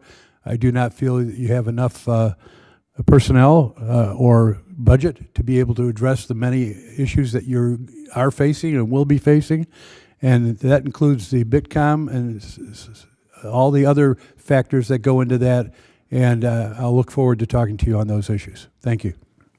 And thank you, Mr. O'Halloran. And now the gentleman from South Dakota, Mr. Johnson, is now recognized for 5 minutes. Thank you very much, sir. And Mr. Chairman, I would be remiss if I didn't start by talking about my friend, Summer Mersinger. She and I grew up just 30 miles away from one another, and I have known her for a long time. And I'm sure you would agree with me, sir, that she's exceptionally well qualified to serve with you on the CFTC. Incredible integrity, incredible prudence. She is going to be very much value added as you all together pursue your risk management and price discovery missions. So please greet her warmly for me when you see her next, sir, if you would. Absolutely. And I agree with you wholeheartedly. Yeah. You know, and when I want to be famous in DC, I tell people I know Summer. That's what a big deal she is in this town. So anyway, I want to talk with you a little bit about equivalency, sir. You know, in the immediate aftermath of Brexit, we spoke a lot with your predecessor about what clearinghouse equivalency, European Union, cross-border access. I mean, talk to me a little bit about where we're at today on those issues. Thanks, Congressman. Extremely important question. And I would say from an EU perspective, we're in good position. We had obviously a number of challenges, but thanks to you and this committee, as the chairman pointed out, and a number of the members, given your incredibly strong input over the past few years, we are in a good place with the European Union. We have a well-established relationship under an MOU, and we have preserved the primacy of the CFTC as the home country regulator for our registrants, including CCPs. That said, there are always more issues out there. Brexit was not a one-incident event. We continue to see repercussions because of Brexit, and they will exist for a number of years going forward. So we're currently in communication with a number of regulators, including those at the UK, as they contemplate their life post-Brexit, and ensuring that we build off of that strong, long-lasting relationship between the United States and the UK, and ultimately, as I point out, and I know you believe, preserving the primacy of the US regulator, specifically here, the CFTC, over our domestic CCPs. And as chairman, I'll continue to make those arguments strongly, to ensure folks understand the well-established rules and regulations we have, and the great financial markets that we steward. And certainly welcome your support, but also we'll keep you up to date as those developments and discussions go along.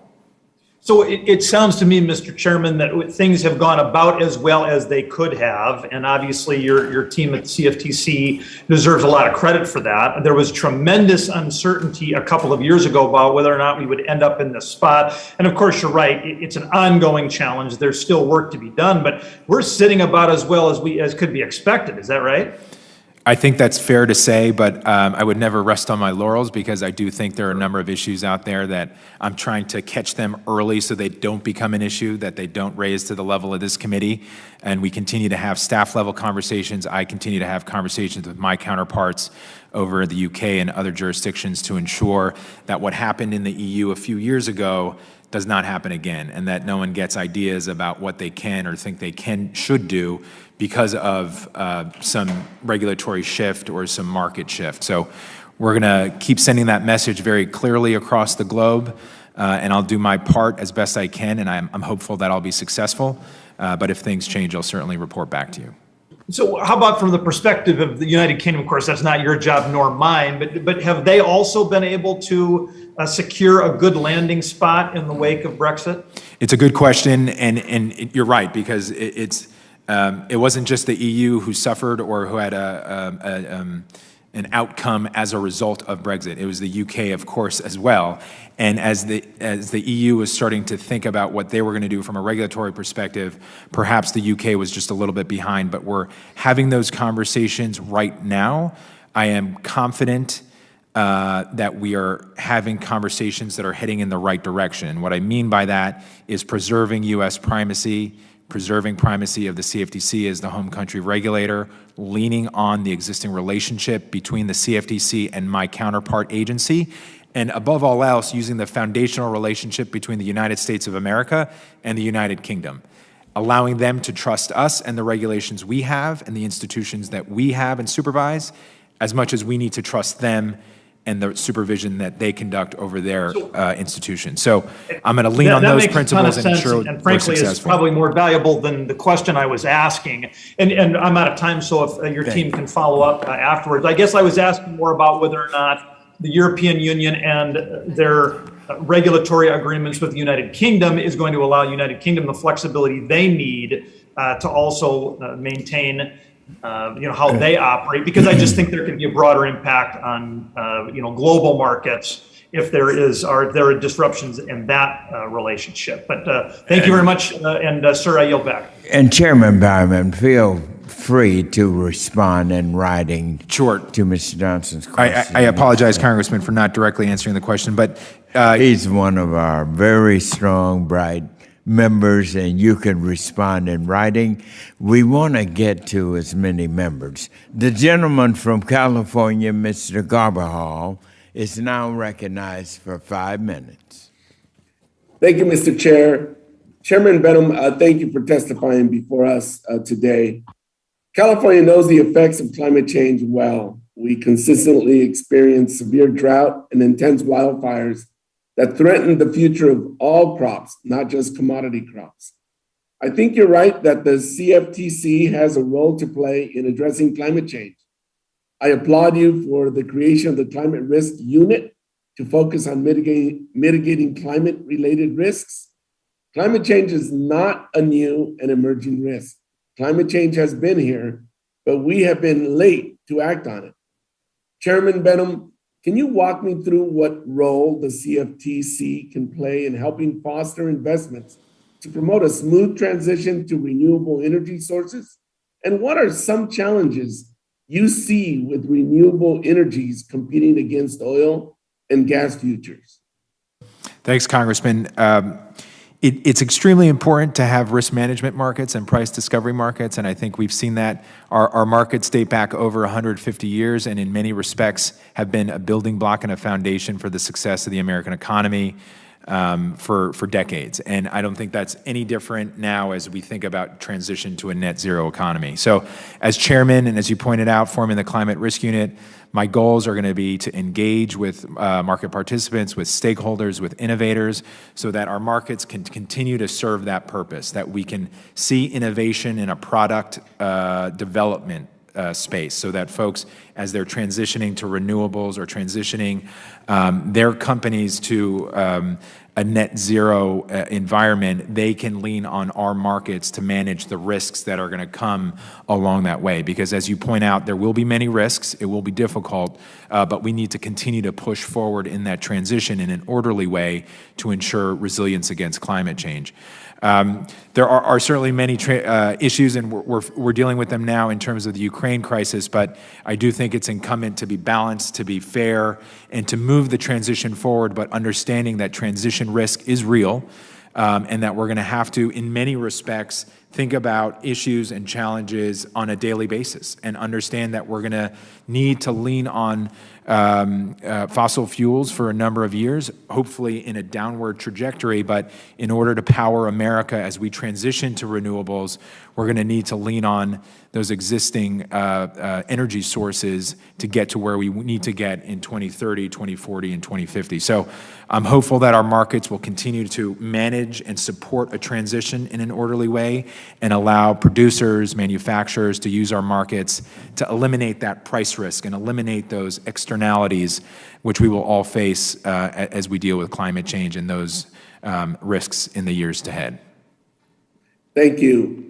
In the CFTC report, Managing Climate Risks in the U.S. Financial Systems, one of the recommendations made is requiring credit rating agencies to disclose the extent to which their ratings take into account climate risk. Can you elaborate on what you think this system might look like? And do you think this approach will encourage climate-friendly business practices? Thank you, Congressman. I do want to just clarify that report, which I'm very proud of, but it was an advisory committee, so it was not a product of the commission per se. I did convene a number of market participants to put together the report and make recommendations, which were exhaustive in scope and very helpful, I think, and a stepping stone for what we're seeing in the Biden administration.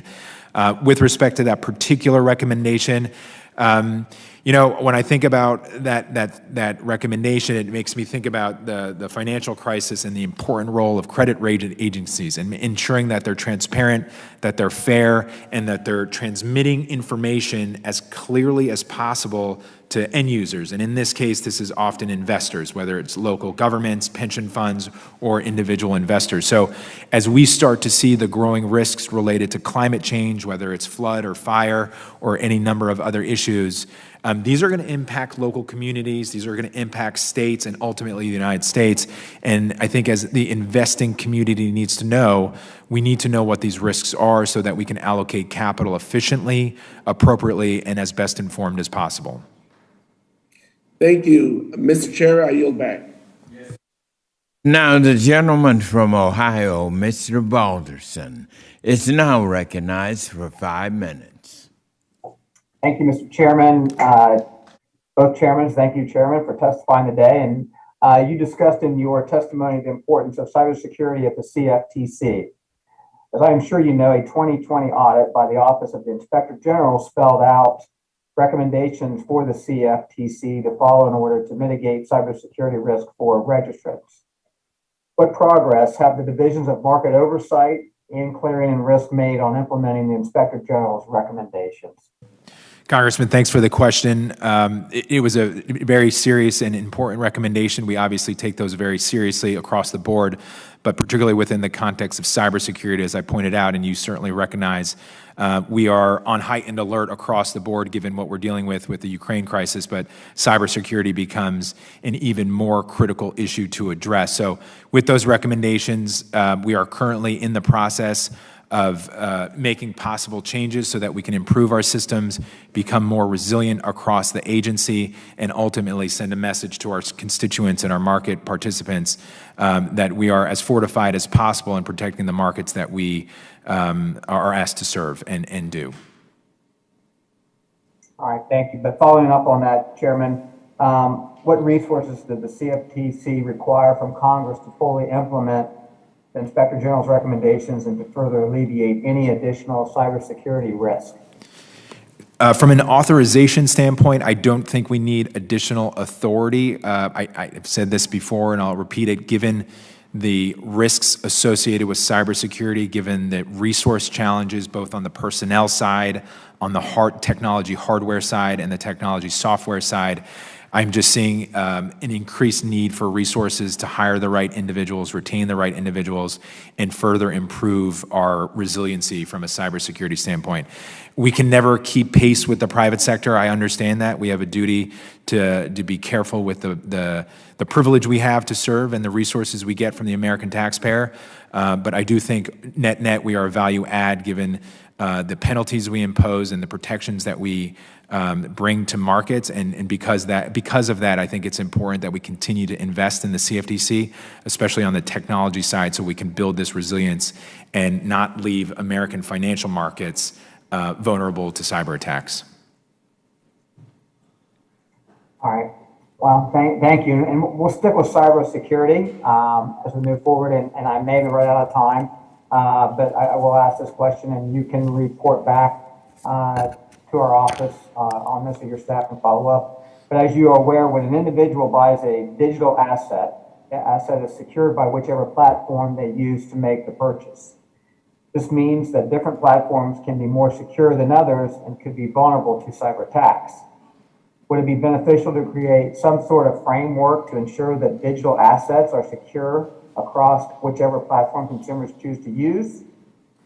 And the follow-up on that, is this something that is being discussed at the CFTC or within interagency working groups? Cybersecurity is a significant portion and discussion point among the larger effort of the relevant financial regulators and the Treasury Department.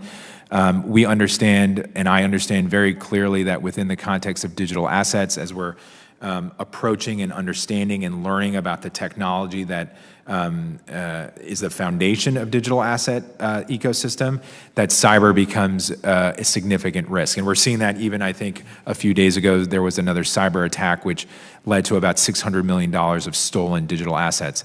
This will continue, and this, in my mind, is just another argument for a strong, thoughtful, very proactive regulatory structure around the digital asset space. And for me personally, as chair of the CFTC, ensuring we have the right tools, that we're thinking about cyber risks specific to the digital asset space as it may be distinguishable from traditional finance, learning and understanding those new elements of it and addressing them as best that we can. Mr. Chairman, well done. Thank you very much for those answers. And Mr. Chairman of the committee, I yield back my remaining time. Thank you. And now the gentlewoman from Washington, Ms. Schreier, is recognized for 5 minutes. Thank you, Mr. Chairman, and welcome, Chairman Benham. I'd like to focus on the many uncertainties that our farmers are facing and how the CFTC can help. Supply chain dysfunction made worse by the pandemic was first brought to my attention by hay and wheat growers in my district back in early 2020. And since then, I've been in frequent communication with growers and exporters around Washington's 8th District about the issues that they are facing. Costs and the availability of transportation, both domestic and export markets, continue to be a big challenge for wheat, cherry, apple, pear, and hay growers in my district. For example, some growers have said that the cost for a truck to the East Coast has more than doubled in the last year. Others say that the cost to move fruit to the port to be loaded for export costs as much as the entire trip to the destination country did in previous years. And as you know, Chairman Benham, we're experiencing unprecedented market volatility with severe weather events, trade disagreements, the pandemic, and supply chain issues disrupting normal operations. I have been hearing from growers in my district about the challenges of getting their crops to overseas markets due to supply chain disruption, and also due to really exploitative practices of foreign-owned shipping companies. And now in recent months, I'm hearing about supply chain on the other side with the rising cost of inputs like fertilizer as a result of similar struggles. And so I'm concerned about what that means for our farmers who have utilized the derivatives market to control price risk. So if I could take wheat, for example, Washington State produces close to half of the nation's soft white wheat. And I'd like to know what mechanisms are in place to protect these wheat growers participating in these markets to help them hedge and manage their risk. Thank you, Congresswoman. I often say about the CFTC, and I think I may have said it earlier, we were once a part of USDA. We were once a part of the Farm Bill, our reauthorization. And as the chairman noted, we were spun off in 1975. But that should not dismiss the fact that our core responsibility and job, I think, in many respects, should be continually focused on America's farmers and ranchers. And with that, I think about all of the tools in the toolbox that USDA provides, whether it's crop insurance or the commodity title programs, and then the futures market. And this is what historically it has been, and it needs to continue to be, especially under my chairmanship. So I think in terms of what we can do to address some of the wheat growers in Washington is ensure that we're utilizing the tools we have within the agency, whether it's consumer education and outreach, and I would be happy to come to Washington and speak to some of your constituents to ensure that they know that the U.S. futures markets remain a viable, cost-effective risk management tool, a credible and fraud-free price discovery mechanism, so that as we see these volatile times, and whether the externality is a pandemic, a financial crisis, and now what we're dealing with in terms of a geopolitical crisis, that they can confidently rely on America's futures markets and the CFTC as its primary regulator, so that they can hedge and manage that price risk in these difficult times. You know, I really appreciate your attention to that. And I know that the wheat farmers in my district would love to have you come and hear their stories, in particular, as we look at fires, climate, and now more volatility in the wheat market due to the ongoing conflict in Ukraine. So I look forward to staying in touch. I would love to host you in my district. My wheat growers would love to meet you. And I want to thank you and thank you, Mr. Chairman, for putting this hearing together. I yield back. Thank you. And now the gentleman from Texas, Mr. Cloud, is now recognized for 5 minutes.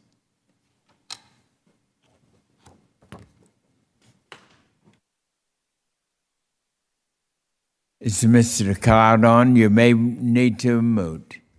Hello, hello. There you go. Can you hear me, Chairman? Yes, I hear you now. Go right ahead. Yeah, I can hear you as well. The CFTC has 5 advisory committees that were created to foster discussion and provide recommendations to the agency. The leadership and membership of committees are drawn from industry. In 2020, the subcommittee of the CFTC Market Risk Advisory Committee released a draft report with proposed recommendations to financial regulators on steps they could take to address climate-related market risks. Because advisory committees and their subcommittees are industry-led entities, reports that they adopt are not agency or official government work product. Only if they are adopted by the full committee can they become formal recommendations for public stakeholders of the Commission. In the case of the MRC, its charter requires that full MRAC membership vote to adopt any report drafted in its name. Yet despite having 2 meetings after publication of the committee report, the MRAC leadership never called for a vote to adopt the committee report, and now the subcommittee is inactive according to the CFTC website. Do you know why the MRAC membership never adopted the draft report prepared by the subcommittee? Thanks, Congressman. I was the sponsor of the MRAC. I continue to be the sponsor of the MRAC. And my suspicion is now that we have new commissioners, I will probably give way to one of the new commissioners that sponsorship. That report, as you pointed out, was published in September of 2020. I mentioned earlier to one of your colleagues on the committee very clearly that that was not a CFTC report. That was the product of the advisory committee only. In terms of the vote for the final report, it was just a sequence of events that happened that was coincidental, quite frankly. But the report was finalized in September of 2020. The next meeting that we had on the calendar was, I believe, February of 2021. And by that time, I had become acting chairman of the CFTC and decided not to raise that report up for a full committee vote. Okay, thank you. I yield back. Thank you. And now we will have the gentleman from New York, Mr. Maloney, is recognized for 5 minutes.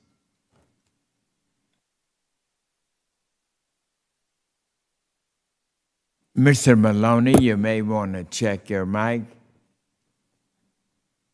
Thank you, Mr. Chairman. Yes. I apologize for the difficulty. No problem. And I thank our witness today. I just had a couple of quick questions about digital assets. I'm particularly interested in the chairman's view of how the principle-based regulations that CFTC imposed would work in this context, and what similarities exist between, say, the way CFTC is regulating, in general, and the current setup of digital asset exchanges that are, not regulated currently. If you could just talk to us about that for a minute, I'd be interested. Thanks, Congressman. I've said this before, I think, a number of times in the past, but market structure and within the context of digital assets and the unregulated platforms, they're regulated at the state level, which certainly from a New York perspective. Pre-trade transparency and having equal, fair information flow between exchanges and users. The exchange itself, ideally you have a CLOBR, which is a central limit order book, essentially an orderly platform where we see bids and asks. And then post-trade reporting, ensuring settlement, and then ultimately custody. These are core elements and principles of any market, whether it's an equity market or a futures market. And I personally and strongly believe that there shouldn't be anything necessarily different in the context of digital assets. Obviously, the custody and settlement becomes a bit more complicated and new and novel because of the assets themselves, but we're looking towards some of those issues and thinking about it. To address your first point quickly on the principles-based, principles-based regulation has been at the CFTC for about 22 years.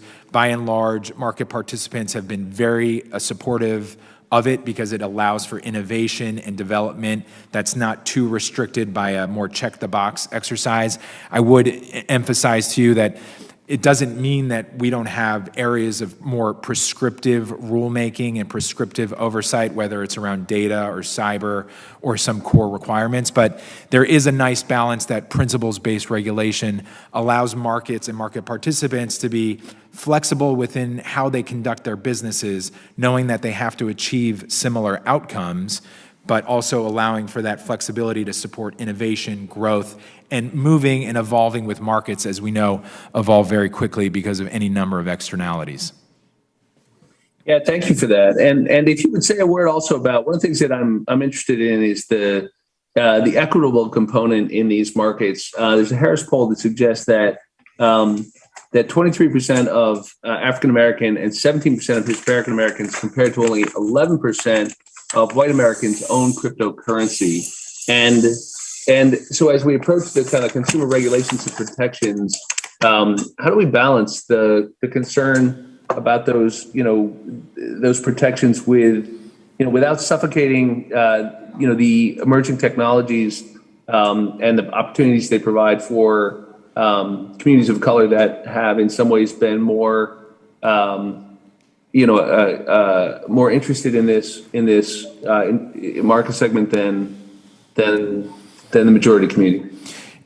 A great question, Congressman, and something that I think it's important that we peel back the onion, so to speak, right? Because I think the data suggests some very positive things, potentially low-income communities and individuals who are either historically underbanked or don't have access to banking services. And I think we can all agree, or at least some of us can agree, that this particular technology may allow for easier access to banking services and the transfer of assets. And that's a very positive and good thing, especially for low-income and historically underprivileged communities. But I would also say that we have to be very cautious, and you note this out rightfully so, that as we see these markets evolve, I can generally say that they're highly speculative and highly retail-oriented. So we need to make sure that folks are using, at this point where the market's largely unregulated, these services for the right reasons. And if they're not, and if they're more focused on the speculation side and just potentially making money on a short-term basis, I have a responsibility, other regulators have a responsibility to do exhaustive and extensive outreach to individuals in communities that we don't historically reach out to. And I've said this earlier, but it's important that we utilize the leverage and the tools we have at the CFTC to make sure people are aware of the risks, aware of the opportunities, but protecting themselves and their livelihoods from fraud, manipulation, and what has historically been the same type of fraudulent schemes we've seen throughout history. Ponzi schemes, pump and dumps.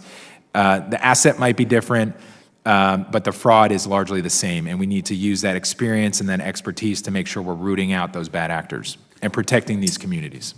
Thank you very much. I thank the gentleman and thank you for all your good work and for your testimony today. Yield back, Mr. Chairman. Thank you. And now the gentleman from Iowa, Mr. Frenstra, is now recognized for his 5 minutes. Thank you, Chairman Scott and Ranking Member Thompson. The cattle industry is very important to my district and my state and even to my family.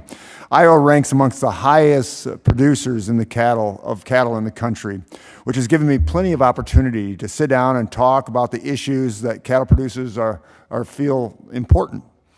Every time I meet with them, they always ask for true price discovery that will allow cattle producers sufficient leverage in cash negotiations. You mentioned in your testimony that the core purpose of the Commodity Exchange Act is the promotion of fair competition among Board of Trade and other markets and market participation. What steps is the CFTC taking to monitor transparency in the cattle cash markets to ensure fair and correct pricing? Thanks, Congressman. An extremely important question, and I could say one that I've been focused on even as a commissioner, but I also do want to give credit to my predecessors. There have been many challenges, I think, in the evolution of technology in our markets and other components that have contributed to some of the issues and concerns that are being raised by livestock producers. We are very engaged with constituencies, both at the national level and the local level. We continue to obviously utilize our authorities from an enforcement perspective to ensure that markets are fair and free and transparent and free from fraud and manipulation. Obviously, the underlying market plays a key role in any futures market. So ensuring that the cash market on the livestock side is also transparent, open, and those data feeds that are coming to the boards of trade are readily available, and that those prices are reflecting what's happening in the cash market. So I'm happy to work with you and your constituents to ensure this. We understand how important the issue is. We did form a livestock task force a few years ago, and I'd be certainly welcome to doing something similar in the future if you have continuous concerns. And I really appreciate that. And that's my next question. If you have any recommendations, and you sort of noted one, do you have any other recommendations? I mean, this in the Midwest is a very critical issue. I think a few things is one, I can get back to the folks who were on that task force and see if there's anything we can do to either resurrect it or start thinking about those issues and see if we're seeing any patterns. Two, the Agricultural Advisory Committee is one of the advisory committees, so perhaps we can use that advisory committee as a venue or vehicle to convene folks and start to talk about these issues. Yep. Well, I greatly appreciate that, and I look forward to working with you on this. Thank you. Also, in your testimony, you mentioned how COVID-19 pandemic tested the resilience of the derivative markets and the post-financial crisis reforms. Obviously, we saw the Russia invasion has created a crisis surrounding wheat production. There's other events that are shocking the agricultural market, especially the cost of inputs, inflation, that are really hitting my producers in my district. Can you please elaborate on how derivative markets will help address the market disruptions in the turbulent environment that we have? Thanks, Congressman. I think as long as I feel like I'm doing my job and the agency's doing its job, markets will remain free and from fraud and manipulation, which means they're properly reflecting supply-demand dynamics. But with that allows producers in Iowa to hedge risk out a curve, which can go years out, and stabilize those prices and eliminate those fluctuations that we're seeing in the short term. So this was the intentional purpose of the markets. This is what they've served. I have a responsibility to make sure that they're serving those core requirements and purposes. And as I mentioned to some of your colleagues, I certainly welcome the opportunity to do some outreach to your constituents to help them feel more confident and comfortable with our markets as another tool in the risk management toolbox. Good, thank you. Just one final question. We talk so much about digital currency. It looks like it's going to cost about $100 million in your budget. That's about a third of your budget. How do you square that up? I mean, that's a big deal. Yeah, it's not insignificant, and I take my responsibility as a steward of taxpayer resources very seriously. But in that number that I came up with, I used an example from the financial crisis and where our budget was before the financial crisis and where it was after, most notably in light of the fact that we had a huge increase in our authority over derivatives. That said, I can tell you in just the past year, we've brought in over $100 million, I believe, in penalties from fraud and manipulation. So I do look at our agency's purpose and mission in that context. If we're doing our job, we're making sure markets are free and fair and rooting out bad actors and making them accountable. And we're earning our paycheck in some respects, and we'll continue to do that. But that's why I think there's a value potentially for us to have this authority and protect markets and market participants. Thank you so much. Thank you, Chairman, and I yield back. Thank you. And now the gentleman from Florida, Mr. Lawson, is recognized for 5 minutes. Thank you, Mr. Chairman, and thanks for having this meeting. Commission, I believe you're aware of the concerns aluminum end use have with aluminum pricing, particularly the application of the Midwest Premium, which has increased 450% since the implementation of the 232 tariff in 2018. Can you confirm whether your agency or any other regulatory agency have jurisdiction authorizing statute over spot markets? And if not, can you share any thoughts on what the solution is to this regulatory gap? Whether my bill, HR 2690, the Apex Act might be is the right approach?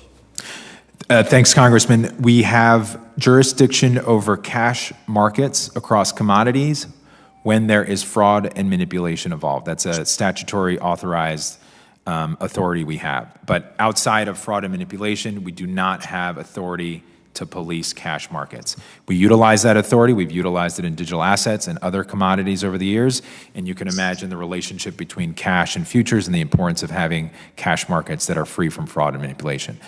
In regard to the Apex Act, thank you for your support. Thank you for your interest in this issue. Obviously, aluminum prices have gone up very significantly in the past few years. And a lot of inputs and externalities related to that, given the crisis in Ukraine, some supply chain constraints, a shoot up in demand and less supply. So obviously a number of things driving that price. But in terms of the Apex Act, I would say that that would be a pretty unique authority for us to have.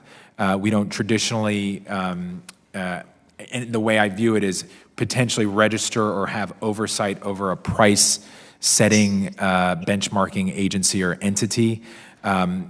As we think about it, and I'm happy to take a steer or input from you, those services are voluntary. So I think we would need to ensure that whatever authority Congress decides to provide to the CFTC in context of benchmarking benchmark providers is that we retain that service. Because if it's a voluntary service and then a regulator comes into the scheme, that voluntary service could easily go away, and then where are we left, potentially without a benchmark provider? So look forward to certainly talking to you about it more. I think it's a very positive step, but you know, it would be a unique authority for us to have, and we'd have to think really hard from a CFTC perspective, what would the regulatory outcomes be, what rulemakings would be needed to implement your law. Hey, thank you, and I look forward to working with you on that. And I want to note that in fiscal year 2021, Consolidated Appropriation Act passed December 2020. It included language directing your agency to release a public record on aluminum pricing. Commissioner, are you able to provide an update on how the report is progressing and when you expect to release it? Thank you. We are in the process of working on a document that we could share that obviously reserves and preserves any confidentiality issues, but understand that request in the Appropriations Act, and we will get that up to you as soon as possible. I'll have my staff reach out to yours shortly after the hearing so that you can get a tighter timeline and date on when that report will be provided to Congress. Thank you very much, Commissioner, for being here. And with that, Mr. Chairman, I yield back. Thank you. And now the gentlelady from Florida, Mrs. Carmack, is now recognized for 5 minutes. Well, thank you, Mr. Chairman, and thank you to Chairman Benham for being here in front of the committee today. So many important topics that we want to make sure we cover, so I'm just going to jump right in. Chairman Benham, in your testimony to the Senate Ag Committee, you stated that there is, quote, a thin line that the CFTC and the SEC must navigate when determining which agency has jurisdictional authority over the digital asset space.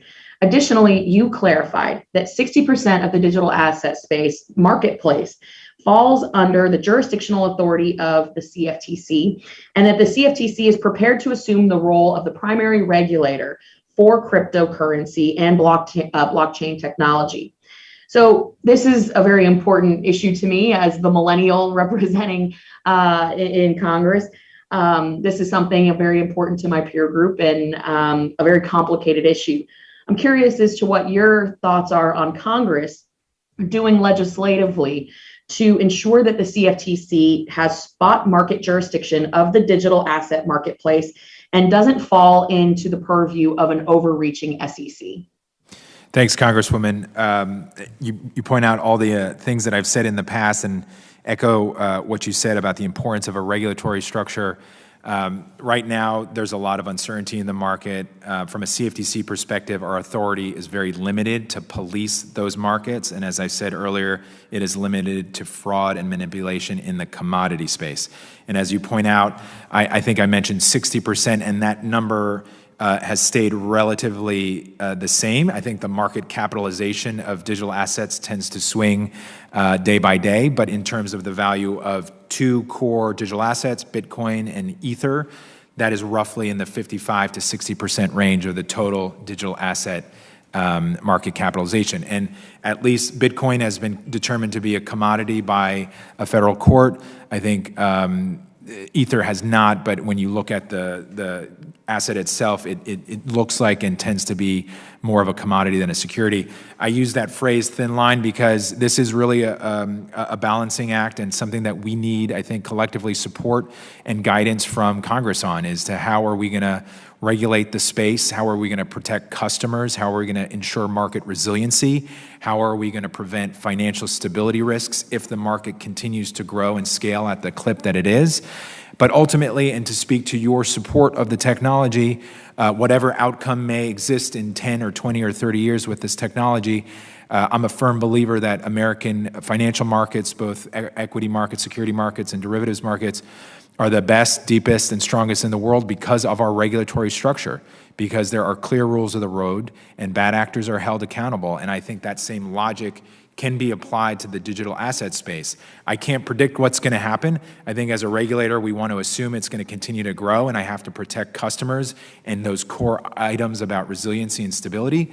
But in terms of innovation and development and growth in marketplace, I do think a regulatory structure would be helpful in supporting the growth of the market in the years to come, regardless of what may come from it from a technology perspective. Well, and I appreciate your feedback. And at some point, because I certainly cannot in a minute and 40 seconds dive into the decentralized nature of what could be. So I'm going to just pivot here, and hopefully we can have a time to sit down and discuss further on this, and I'll have my office reach out to yours. But I do want to jump to a market stability question. Given recent events in Ukraine, I come from a heavily ag district. Farmers, ranchers, other commercial entities obviously rely on futures markets to hedge risk. And the Russian invasion of Ukraine has resulted, as you know, in extreme market volatility and record trading volume on global markets. Obviously, we're seeing fertilizer reach somewhere in the ballpark of 700% on some certain ones, particularly potash. Now, I want to know, how is CFTC approaching this from a surveillance standpoint? Congresswoman, we are on heightened alert. We are making sure that we're understanding and identifying risks in the marketplace. We're looking at the cash market and seeing what we're seeing from a transportation standpoint, from a supply chain standpoint, and ensuring those supply-demand dynamics in the cash space are being properly reflected in the future space. As I pointed out, our core responsibility is obviously on derivatives markets. We have fraud and manipulation in cash markets, but if we can ensure that markets are fair, operating orderly, they're transparent, and that they're free from fraud and manipulation, that means they're reflecting cash supply-demand dynamics, and that means your constituents and other producers can hedge those risks and eliminate some of those extreme up and downs and continue to do their business as intended. Well, and I know my time is about to expire. And one last question, Mr. Chairman, if you would allow me to submit for the record so I may get a written response, I would be very much appreciative. Thank you. And now we will hear from the gentlelady from Illinois, Ms. Miller, and she's recognized for 5 minutes. This will be our final witness for the day, our final member for the day. Ms. Miller, you're now recognized. Thank you. Chairman Benham, I know that addressing climate-related market risk has been a priority for you during your tenure at the Commission. But what role does CFTC or derivatives products have in directly addressing climate change? Congresswoman, I think, inherently our markets are risk management markets. Our markets have been thinking about data points related to climate for decades. That's really at the core of what our markets do, whether, it's a tornado, a rainstorm, or a fire. And I think right now my goal is to utilize the economists and the experts in the CFTC to engage with the private market to support innovation so that we can see new products and new development in the space that would help mitigate some of the impacts of physical climate change and also help support an orderly transition to a net zero economy. Thank you, and I yield back. Thank you very much. And now, before we adjourn, I want to invite our ranking member to share his closing remarks, and then I will come and give my closing remarks. All right, Chairman, thank you very much. This was a great hearing. It was great to have Chairman Benham before us, and I appreciate his comments, his overview, his leadership of the Commodities Futures Trading Corporation, which, quite frankly, we have jurisdiction over, and functions based on principles. I will take the moment, kind of shameless plug, to encourage my colleagues to join me with the Digital Commodities Exchange Act.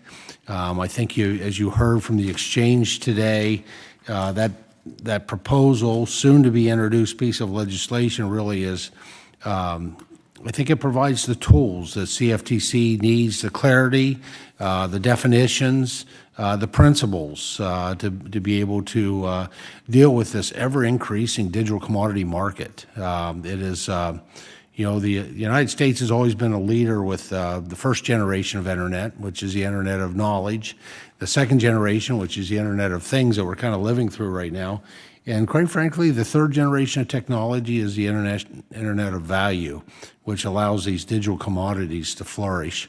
America has been a true leader, not a follower, for the first and second version, and we need to continue that for the Internet 3.0, and then this piece of legislation will provide us the tools to do that. So, Chairman Benham, thank you to you, to your leadership. We're excited to have you in this role. We're excited to have your new colleagues that will be joining you.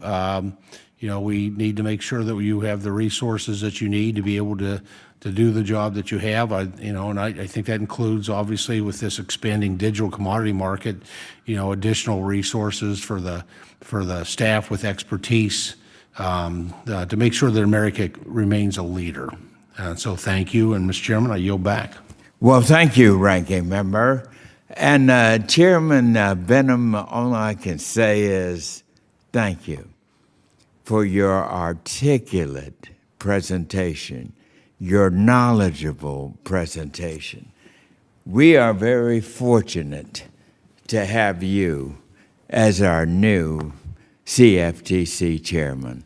And I think I speak for our entire committee that we are very fortunate to have you here. And we look forward to helping you in any way that we can be helpful to your forward progress. I do want to leave you with this caveat, however. As you recall, I mentioned at the very beginning how I enlightened myself during my early days in the knowledge of one Alexander Hamilton. And the reason I want to mention that, our great first Treasury Secretary, was where would we be without the national banking system that he put together? The New York Stock Exchange Foundation, even our Federal Reserve. And George Washington thought so much of him that he not only made him his aide-de-camp, but his youngest cabinet member as Treasury Secretary.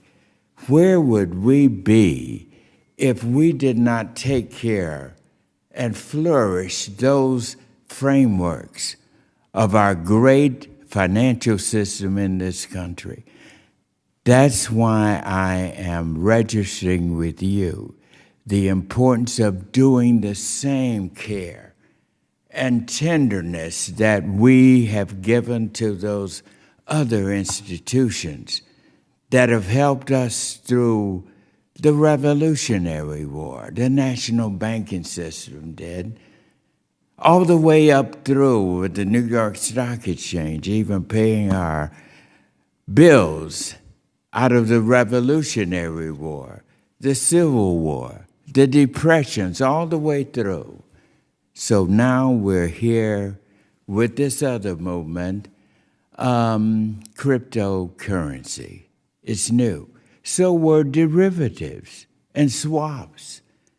But these are the anchors, CME and ICE, that got us through that and manifested that in the same pattern as Alexander Hamilton's vision.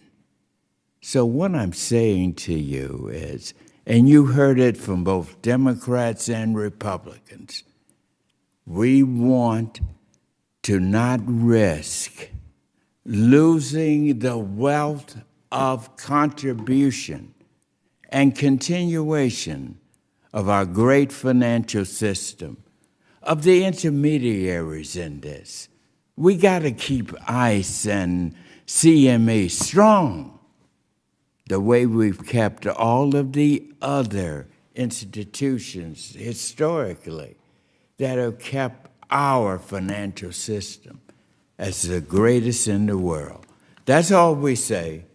Take care of the bridge that has brought us through. And certainly ICE and CME have done that so much.